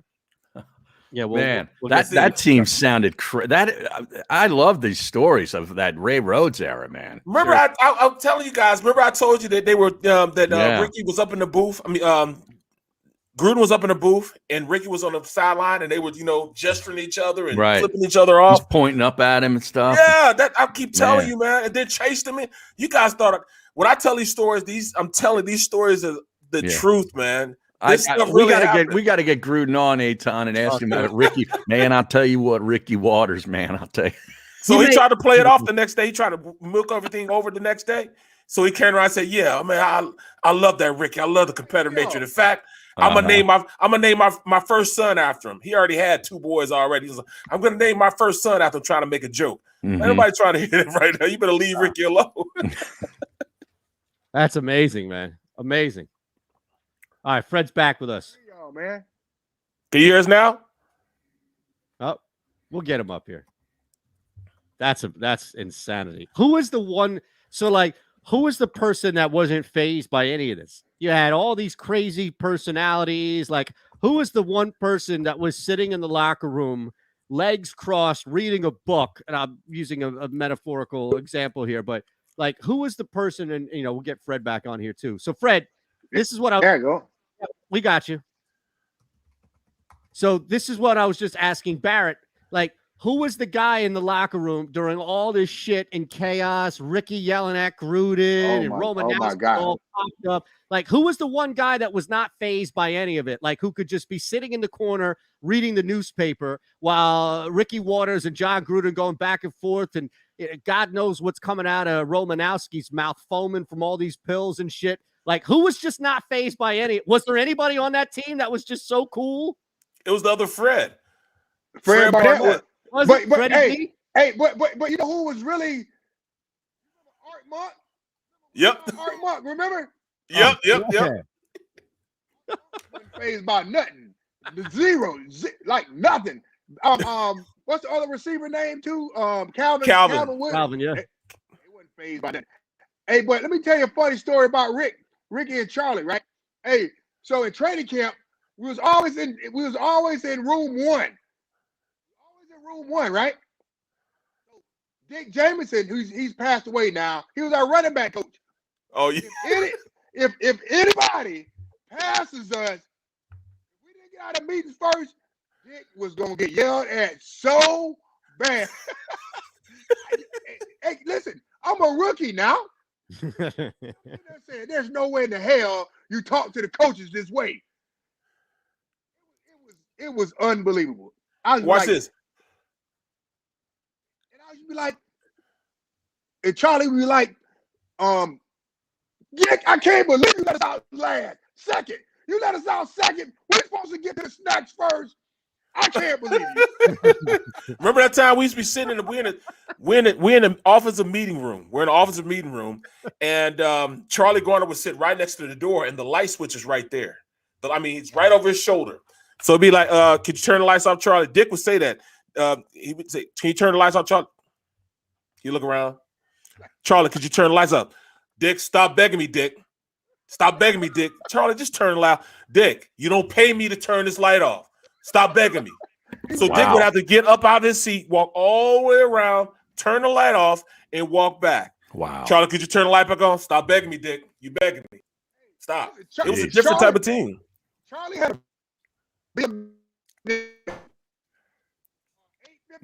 BMW with no driver license. Right. He didn't have a driver license. A race car BMW, yeah. It was an 850. Yeah. Coupe with no driver license. Yep. Jesus. Like, what kind of team did we have, dude? I'm talking about. It's amazing, man. So what do you think about the offense for Atlanta Falcons offense? What are you thinking about them? Well, I think they're going to put up points. I'm wondering if the Eagles can match their point outage. You know what I mean? Especially with Sirianni must see a lot in Hurts not for him to play in the preseason. You know what I mean? Like he's just a second-year guy. You know? He should have played more. Five starts. Jeez. And you think you're gonna go in and beat Matt Ryan in Atlanta? We said the same thing. We said the exact same thing. This is NFL, man. Like, man, those guys stay up all night trying to defend you. You know, those coordinators stay up all night. That's their job. So it's going to be interesting. If you guys can come out of the first 4 games, which is going to be really tough, 1-3, you guys did a hell of a job. Right. That's a hell of a feat. Is Pitts all right? How has Kyle Pitts looked? Good, dude. Like, I picked. Hey, he's my rookie. He's my pick for rookie of the year. Wow. Yeah, I don't hate it. Because look, he got Matt Ryan throwing to him. He's gonna feed it to him. Trust me, Barrett. He's gonna feed him the rock. At this point, he's taking over. He's taking over like hybrid type of position, like a maybe a U type of player. You know what I'm saying? An H-back type of player, huh? They can use him in so many different ways. I'm kind of concerned about his blocking, but they don't need him to block. They need him to catch the ball, catch touchdown. I can definitely see that. Yeah, so he's a matchup. Listen, y'all. Listen, you heard it from me first. He's a nightmare. He's a matchup nightmare. You watch. Yeah. Oh my God. So how do you think they're going to utilize Cordero Patterson? The receiver, because they can put him in the backfield too. Yeah, a lot of flexibility there. It's a lot of flexibility. Exactly. Just the same thing with Pitts. You can use them both ways. You know. So it's good. It's gonna be interesting to see how it all unfolds on week 1. Eagles got their hand full, but I like the Eagles' offense against the Falcons' defense. The Falcons' defense is pretty thin over there. You know what I mean? They don't have much. They have hardly no depth either. So I think that's the only saving grace for the Eagles. I don't know what kind of defense the Eagles have, but they're gonna have to.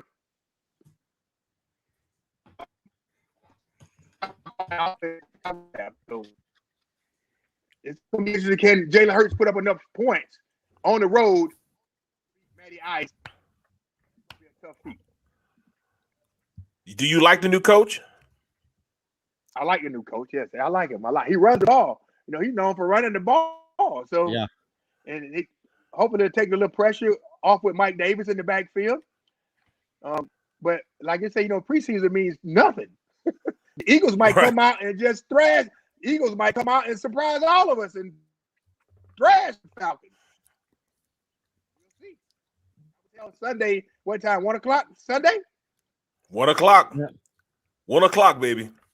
You know what I like the best, though, Fred, about Arthur Smith versus Nick Sirianni is that I don't have to hear all of these, platitudes about finding yourself and, showing videos of Kobayashi eating these hot dogs and all this other shit that just gets piled up. Like, at some point, you're going to have to go out there and win a game or two. And I know that, neither one of them have done that, but there's something to walking that line of, being able to talk versus knowing when to just do and not talk. And Sirianni has just built up this whole thing of he's like a poor man's Gruden out there telling everybody, you gotta find yourself and you gotta be true to yourself as a competitor and all this other stuff. It's like, all right, man, we get it, Freddie. Like, come on out there and win a game once or twice first.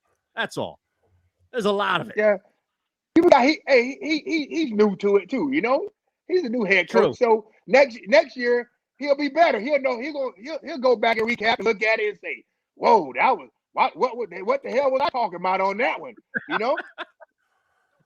So if there's some reflection we can expect, then I'm good with that. Yeah, it's a learning curve. You know what I mean? It's a learning curve for coaches and players, especially a new head coach in the league. Just like Sirianni, it's a learning curve for him too. So it's going to be interesting. Well, now you spent some time in New England. In fact, won a Super Bowl in New England for Coach Belichick. Describe how Belichick and his staff would have treated Charlie Garner and some of those players on that Eagles team in 1995-96. No, they wouldn't have been there. I promise you that. I can promise you one thing. New England, I didn't like it much up there. It some of the stuff that you hear. Mm-hmm. It's true, The one that I remember is you have to, like, say for instance you're on injured reserve, and when the media leaves, those guys practice. What? Yes. And you're on injured reserve. The training equipment guy had the shoulder pads put up, and when how the media is there, get to be there for a short period of time after the media leaves.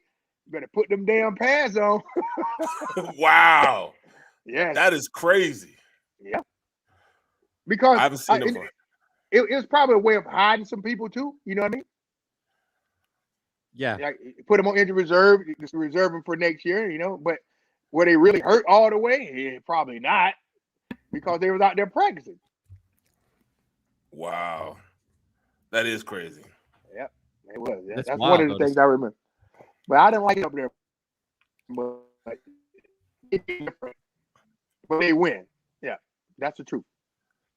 What was, I'm curious, because clearly you're going to tell us, even if it's not a popular opinion, and this is awesome about you, Fred. Freddie baby in the house here. I'm curious though, like what outside baby. I can't do it like Barrett, and I won't try to, I promise. But what was it outside? Like, there's the winning element of it, right? And then there's just the grind that is playing for New England more so than any other team in the NFL that you referenced there. But what else was it? Like, did the city smell? Is it just bad, shitty food? Is it like dark and cold for 9 months of the year? What was something about it that also beyond just the football element? Because a lot of people go up there and it's like, they're brainwashed. A good friend of mine, I did a show for 2 years with Rodney Harrison. I couldn't get him to say one negative thing at all about the city, about the food, about the climate, about Bill Belichick. It's like everybody's brainwashed in there when you're up there. Even when you're off, they won't say anything. So that's why I appeal to you, Freddie. It's a culture, and Rodney's my best friend. That's my best friend. Rodney's it's my best friend. He plays golf with him. Oh, is that right? I play golf with him. Say hi to Hot Rod for me. I'll text him right now. But but Belichick is an amazing coach. And listen, we had our offensive line coach is what made that thing go. I forget his name. I forget his. No, Josh. Yeah, our offensive line coach. I forgot his name, but he the one made that thing go. We had a makeshift offensive line, dude. I'm telling you, we won 14 in a row with a makeshift offensive line. It's the system too.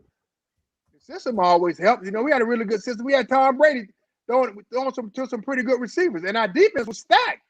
So, that's the big thing right there. Yeah, and we had the best kicker in the league too. So, we definitely had grounds for winning. But I can take the Tom Brady story. We were 2-1 going to play the Redskins, and the kicker kicked it off, and we were down by 1 point. Runs the ball back to the 35 or the 40, right? So we got like 2 minutes to go. We start training camp off with 2 minutes every year. We get a first down, and stop us 4 downs in a row. Lose the game. I seen Tom Brady cry like a baby. Yeah. What? You know what? We lose another game the rest of the year. Yeah. I think that was Dante Scarnecchia. That's his name. Scarnecchia was the guy. Yeah, he's pretty famous up there. Dude, that's why offense did what it did. He was a big part. Charlie Weiss too. You know, Romeo Cornell was our coordinator. But listen to me, y'all. That dude is a genius, man. If you ever seen somebody with no football intelligence, Scarnecchia is the man. That's why Belichick brings him back. Yeah. It's not by accident. That dude is freaking, man, I'm talking about genius. Yeah. Genius, though. Now, what did y'all call him? Because I know Scarnecchia was too difficult for the average player to remember. Because I wouldn't be able to remember either. Coach. There you go. You can't go wrong with that. By the way, Freddie, real quick, Rodney says, "What's up, Big Nose?" He always says that. Tell him I'm the champ. Tell him I'm the golf champ. Text him back that. Ask him who's the golf champ. Yes. You guys just played the other day. I beat the brakes off him. I beat the brakes off him. Brian Cox and Tequila Spikes. I beat the brakes off of him. Wow. Now, what golf course was this? Right. We played East Lake. Oh, wow. Okay, yeah, nice. Yeah. Now, is Hot Rod like doing his part now? Is he getting y'all into a club here or there, or is he just freeloading on you guys? No, he does. He used to be a member of Sugarloaf. He lives right. He used to live in Sugar. So we play over there all the time. TPC. Then we played my course. I'm a member of Echelon Golf Course in Atlanta. Mm-hmm. We'll come over there, but we played a lot of good ones. Like we move it around. Atlanta Athletic Club, River Club. We move it around quite a bit just to keep it fresh and competitive. Like he's one hell of a golfer now. Well, I was going to say that you must be single digit because last time I was with him out in the that tournament in Tahoe. Oh yeah, the celebrity one. Right, we did our show out there. He played, and I was giving him all this shit, and I was at the range, and I was like, "Oh damn, you can play." So you must be really good if you're knocking Hot Rod off like that. Yes, but listen, for a couple of years, listen, the dude is so long off the tee and straight. Yeah, he was hitting all the par 5s and 2.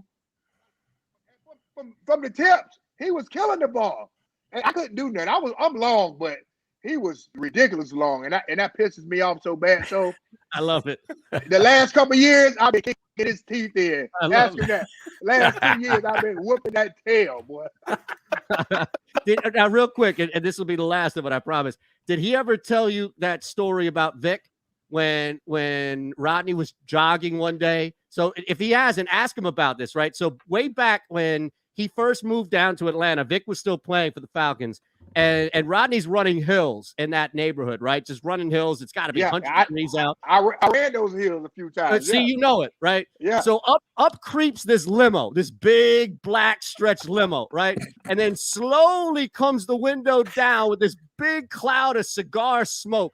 And there's Vic looking over at Hot Rod saying, "You're working too hard, big fella." And then just keep moving. Hey, I put it in. It wasn't cigar smoke. That's what I was going to say. Yeah. Eytan's trying to edit this stuff. Yeah, I don't want to get sued by Vic's camp here now. That was a special kind of cigar. It was well known. Trust me. You won't get sued. I tell you, we got to take a that. trip down to Atlanta, man. Hang with Fred, hang with Rodney. The three of us will come down and do a couple of shows.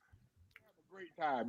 I promise. Oh, baby, I'll be there. I'll be there, baby. Oh, baby, come on down, baby, please. Real quick, though, Fred, can you talk some sense into your former teammate here? This dude is walking around with a 1-iron in his bag. Who? Barrett. Yeah. You got to be kidding. Yep. We wish we were. Bro. Barry, you like a 25 handicap. On a good day. Hey, man, you got to go get you some forgiving clubs, man, to help you hit it. Right, they say, forgive me for putting these clubs on the course. That's what they say. Hey, what about you guys? What about you, Harry? Are you a stick, Harry? No, I'm not a stick. Tell him, no. Don't be modest. Harry, I'm not a stick. Harry can play. You're in the 90s. I can get around in the mid to high 80s, low 90s, but I'm not a stick. No. I'll whoop your ass too. Yeah. It's okay. I'm like a 4, about 3 or 4. Yeah. Wow. So you're playing golf with John Smoltz then, probably, huh? You run into him down there? Yeah, I played with Smoltz. He a different level good. He's really good. Yeah. He shoots 68. Be mad. Like, what? Man. That's amazing. Hey, you guys got some tough ones down there too. These courses are not easy. Sugarloaf, East Lake, not easy. Echelon is hard too, boy. My course is hard. 7,500 and hilly with a fast green. Thick rough. Yeah, are you ever back up this area? Now, why would you be in Atlanta, right? I'm gonna come this year. I'm gonna just come to visit Barrett. Come watch a game or something, you know. Come on, we'll make it happen. I'll take you to any of the Jaws courses. I won't bring my clubs though. No, we'll do it right. We'll have a nice little 2 or 3 day trek here. You come play Harry's club. You can play my club. You can play one of Barrett's clubs, which is basically Jaws's club. Yeah. We'll take care of you, man. Just don't kill us, because I guarantee you'll be talking shit all round. You see that shot, and we'll be like, dude, I couldn't hit the ball 350 if I hit a bat right now. Hey, like Rodney used to tell me, get in the weight room. Rodney used to tell me, get in the weight room. Hey, listen, I like bragging rights. You know, I like to know that I beat you. I don't want your money. I want Rodney's money, but with you, Barrett, and Harry, just so I can have bragging rights. No, I might not listen back on the show then, bro. Jeez. Appreciate you, dog. Appreciate you hopping on with us, man. Hey, great. Take it easy, bro. Thanks for having me on, man. Thanks for coming on, Fred. Fred, this is awesome. Thanks. Great. Fred McCrary. Wow, that was funny. 16 that was hilarious. In the house as well. All right, we got a lot to look at, recap, talk about. We'll do that coming up next. It's the middle. Hey, Eagles fans, if you're a subscriber to the JAKIB Media YouTube channel, you are already registered to win a pair of season tickets for the upcoming season. That's right, you could win a pair of season tickets for the upcoming 2021 season just for being a subscriber. If you're watching and you're not a subscriber, do it now. Subscribe to the JAKIB Media YouTube channel right now. What do you need to do? Subscribe right now. As a hard-working American, you've never experienced how tough life can be until now. A catastrophic injury while working on the job. A personal injury from someone else's negligence. Turned away by other law firms in the region who didn't bother to learn your story. It's time to meet the Fritz & Bianculli Law Firm and managing partner Brian Fritz. Badly injured? Call the Fritz & Bianculli Law Firm. Find out why they say, "We got this." The International Brotherhood of Electrical Workers, Local Union 98, is a proud sponsor of The Labor Show with J. Doc and Krause every Saturday night from 6 till 8 p.m. IBEW Local 98's highly trained and superbly skilled electricians are the best in the business, setting the highest safety standards in the electrical industry. So when you're planning your next industrial, commercial, or residential project, choose an IBEW Local 98 union contractor. Learn more at IBEW98.org. The savoring taste of a good bag of beef jerky is so enjoyable at any time of the day, as long as you can find it. Here's what we suggest. Pure Bull beef jerky is our answer, and soon it will be yours. Locally produced in the Philadelphia region, this high-quality, healthy protein snack is easy to secure. Go to steersnacks.com and you'll see hot garlic, tropical heat, Pure Bull dry rub, and our favorite, Huck and Fod. What's that? Huck and Fod. Go now to steersnacks.com. I get scared sometimes. Of a lot of things. Joining in. Decisions. The dark. The dark. But I once heard someone say, But as I always say, it's okay to be afraid. as long as you face the fear. And keep moving forward. Wherever you are in life, count on the name trusted in insurance for over 80 years. Independence Blue Cross.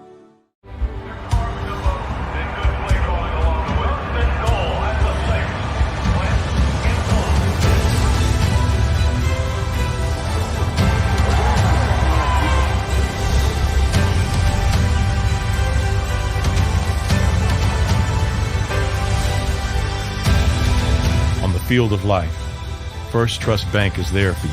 Champions on three. 1, 2, 3. Because Philadelphia dreams deserve a Philadelphia bank.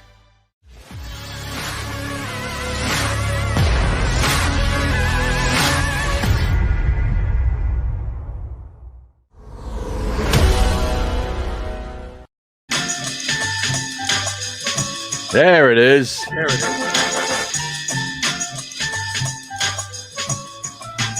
Now I'm getting hit up on comparison left and right. What's that? I'm getting hit up. I didn't realize that Fred was living down there. So I randomly brought Rodney up as just an example of something going on in New England.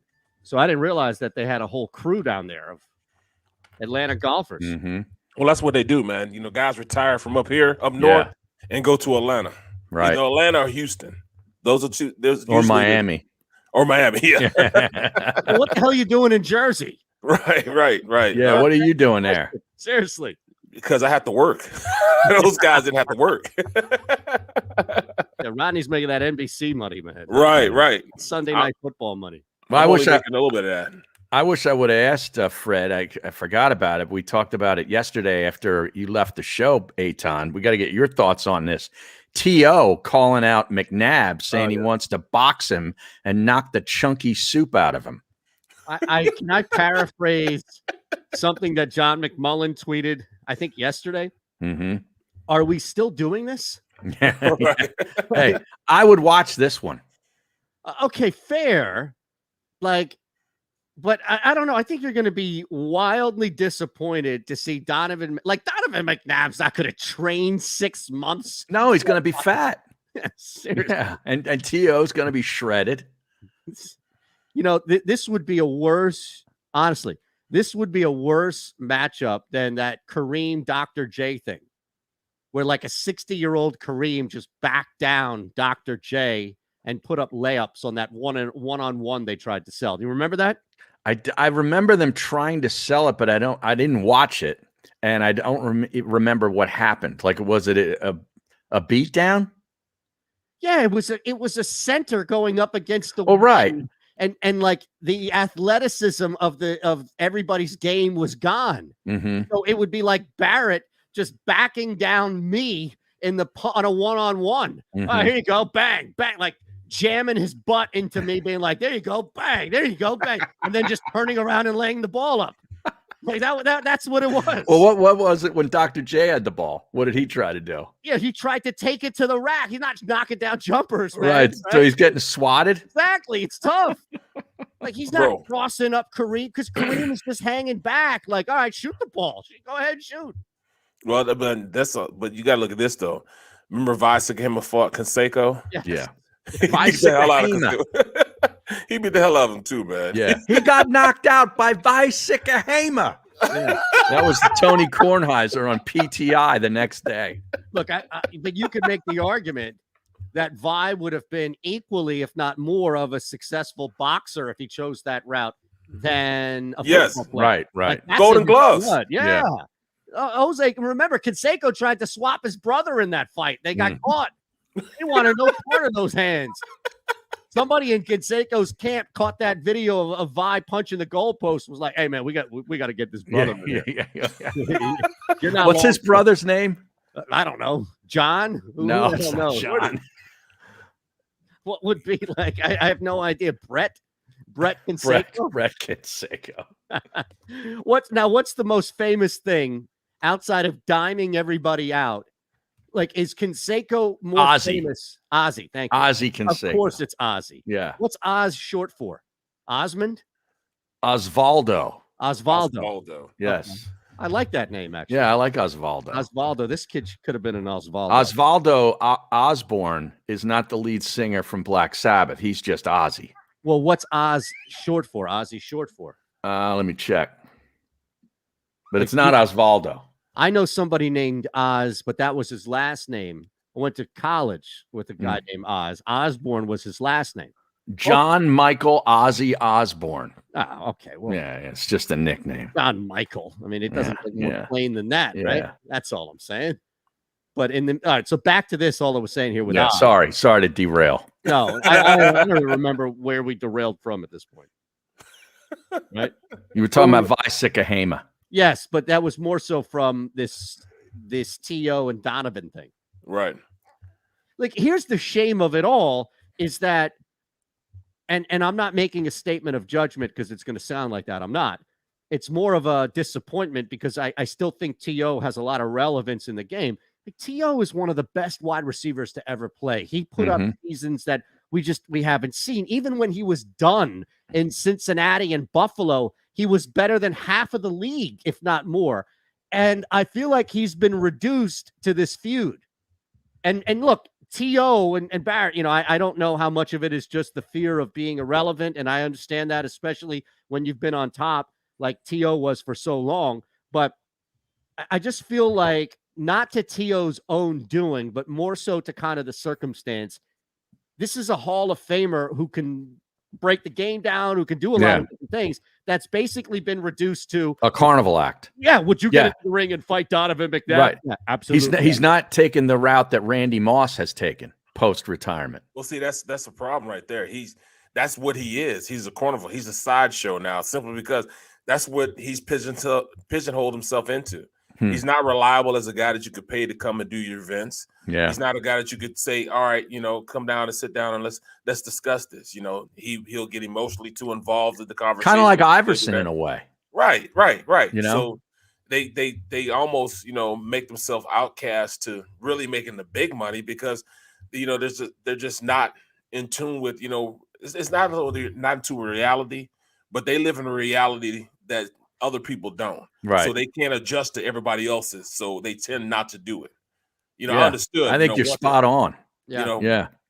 Once you turn the around, reliability thing is a big deal. Huge deal. If they can't rely on you, they're not going to pay you. So at this point, it'd be hard pressed for him to go out and find something, of a job to go out there and especially pay the amount of money that he thinks that he should be owed. Yeah. I think he should be owed a lot more money than what people can give him at this point. Hey, real quick, before we get out of here, and I know we're winding down and we'll have a lot more Thursday night. I can't wait. Thursday night, we've got player props. We've got the game itself. We've got so many different elements of it, from a real life game to a betting standpoint. And then we start to hit some college stuff as well. I tell you, get in now before this thing hits 26 or even 26.5. Coastal Carolina laying 25.5 is the lock of the year.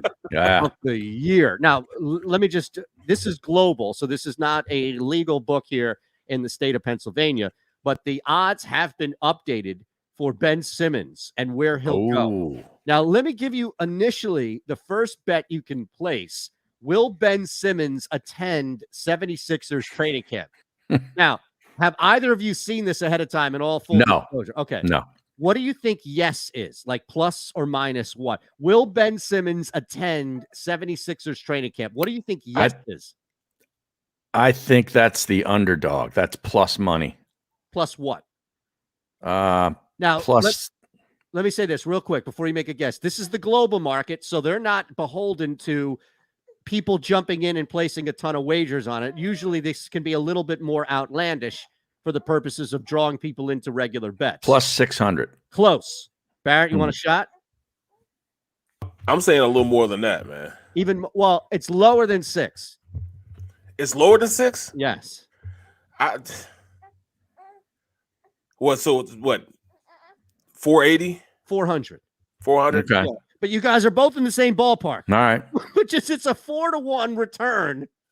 That he goes to training camp Yes. with the Sixers. Now, what's no? Knowing that yes is 400, what do you think no is? And I'll give you a small hint. It's north of 400. I'm saying around 9. No, 6 something. 600? 7. Okay. 700. Minus 700 is a 20% chance that Simmons will attend camp. With the Sixers. Correct. With the odds as they are right now, there's a 20% chance that Ben Simmons shows up to training camp. Wow. Now, we gave Carson Wentz way more of a percentage that he would show up last year, and his ass got shipped out. You know? Wow, that's incredible. I'm thinking that simply because, the amount of money that they make, I think it's like $300,000 or $400,000 a game. That's a different mindset, because you can go ahead and fine me $100,000, $120,000 for not showing up each day of practice. You know what I mean? Right. But once you get the game check, that's when it gets a little more realer. But at this point, $100,000 is nothing to these guys. No, nothing. Not at all. Right. From a camp standpoint, that's a great point. Right. Yeah, missing camp. This is like the NFL version of the holdout, where players like to flex because there's like 3 weeks of the calendar where they can flex, lose a little money. It's like $12,000 to $14,000. Right. Remember Deshaun did that when he was here. He was like, I'm holding out. And everybody's like, all right, man, we'll talk to you in 2 weeks. Right. And he was back. Exactly. Yeah. And look, and there's nothing wrong with the player doing that. That was the minimum kind of chance they can. But before we get out, I know we've got a minute or so left. Blazers are 2-1 favorites. Minnesota now 3-1. What about Toronto? Wow. Toronto's down to 10-1. Wow, Vin, the insider. Yeah, they're kind of hovering right there. Wow. If you really want to get aggressive, you can place a 33-1 long shot bet. Do you want to guess who? Golden State or Sacramento? Golden State's actually 7-1 behind only Sacramento, Minnesota, and Portland. What did you say? 33-1? Long shot. The Wizards. Harry, when I mean long shot, I mean not even in this country long shot. Oh. Well, Toronto's not in this country. Well, we already mentioned them. Yeah, we already mentioned them. I mean, what else could it be? The Shanghai Sharks. Oh. Look, who do they have on the roster to give back? Not Damian Lillard, I can tell you Jesus. that. Right. We're out of here. A reminder, make sure you like and subscribe everything, not just us, Birds 365, our football show with Dan Cilio. We want you to like everything you see and also subscribe to the channel, that notification bell so you're not straggling late. We'll be back on a Thursday, official Football Thursday. Harry Mays, Barrett Brooks, and Eytan Shander. It's the Minute. Hey, Eagles fans, if you're a subscriber to the JAKIB Media YouTube channel, you are already registered to win a pair of season tickets for the upcoming season. That's right, you could win a pair of season tickets for the upcoming 2021 season just for being a subscriber. If you're watching and you're not a subscriber, do it now. Subscribe to the JAKIB Media YouTube channel right now. What do you need to do? Subscribe right now. As a hard-working American, you've never experienced how tough life can be until now. A catastrophic injury while working on the job. A personal injury from someone else's negligence. Turned away by other law firms in the region who didn't bother to learn your story. It's time to meet the Fritz & Bianculli Law Firm and managing partner Brian Fritz. Badly injured? Call the Fritz & Bianculli Law Firm. Find out why they say, "We got this." The International Brotherhood of Electrical Workers, Local Union 98, is a proud sponsor of The Labor Show with J. Doc and Krause every Saturday night from 6 to 8 p.m. IBEW Local 98's highly trained and superbly skilled electricians are the best in the business, setting the highest safety standards in the electrical industry. So when you're planning your next industrial, commercial, or residential project, choose an IBEW Local 98 union contractor. Learn more at IBEW98.org. The savoring taste of a good bag of beef jerky is so enjoyable at any time of the day, as long as you can find it. Here's what we suggest. Pure Bull Beef Jerky is our answer, and soon it will be yours. Locally produced in the Philadelphia region, this high-quality, healthy protein snack is easy to secure. Go to steersnacks.com, and you'll see hot garlic, tropical heat, Pure Bull dry rub, and our favorite, Huck and Fod. What's that? Huck and Fod. Go now to steersnacks.com. I get scared sometimes. Of a lot of things. Joining in. Decisions. The dark. The dark. But I once heard someone say, But as I always say, it's okay to be afraid. as long as you face the fear. And keep moving forward. Wherever you are in life, count on the name trusted in insurance for over 80 years. Independence Blue Cross.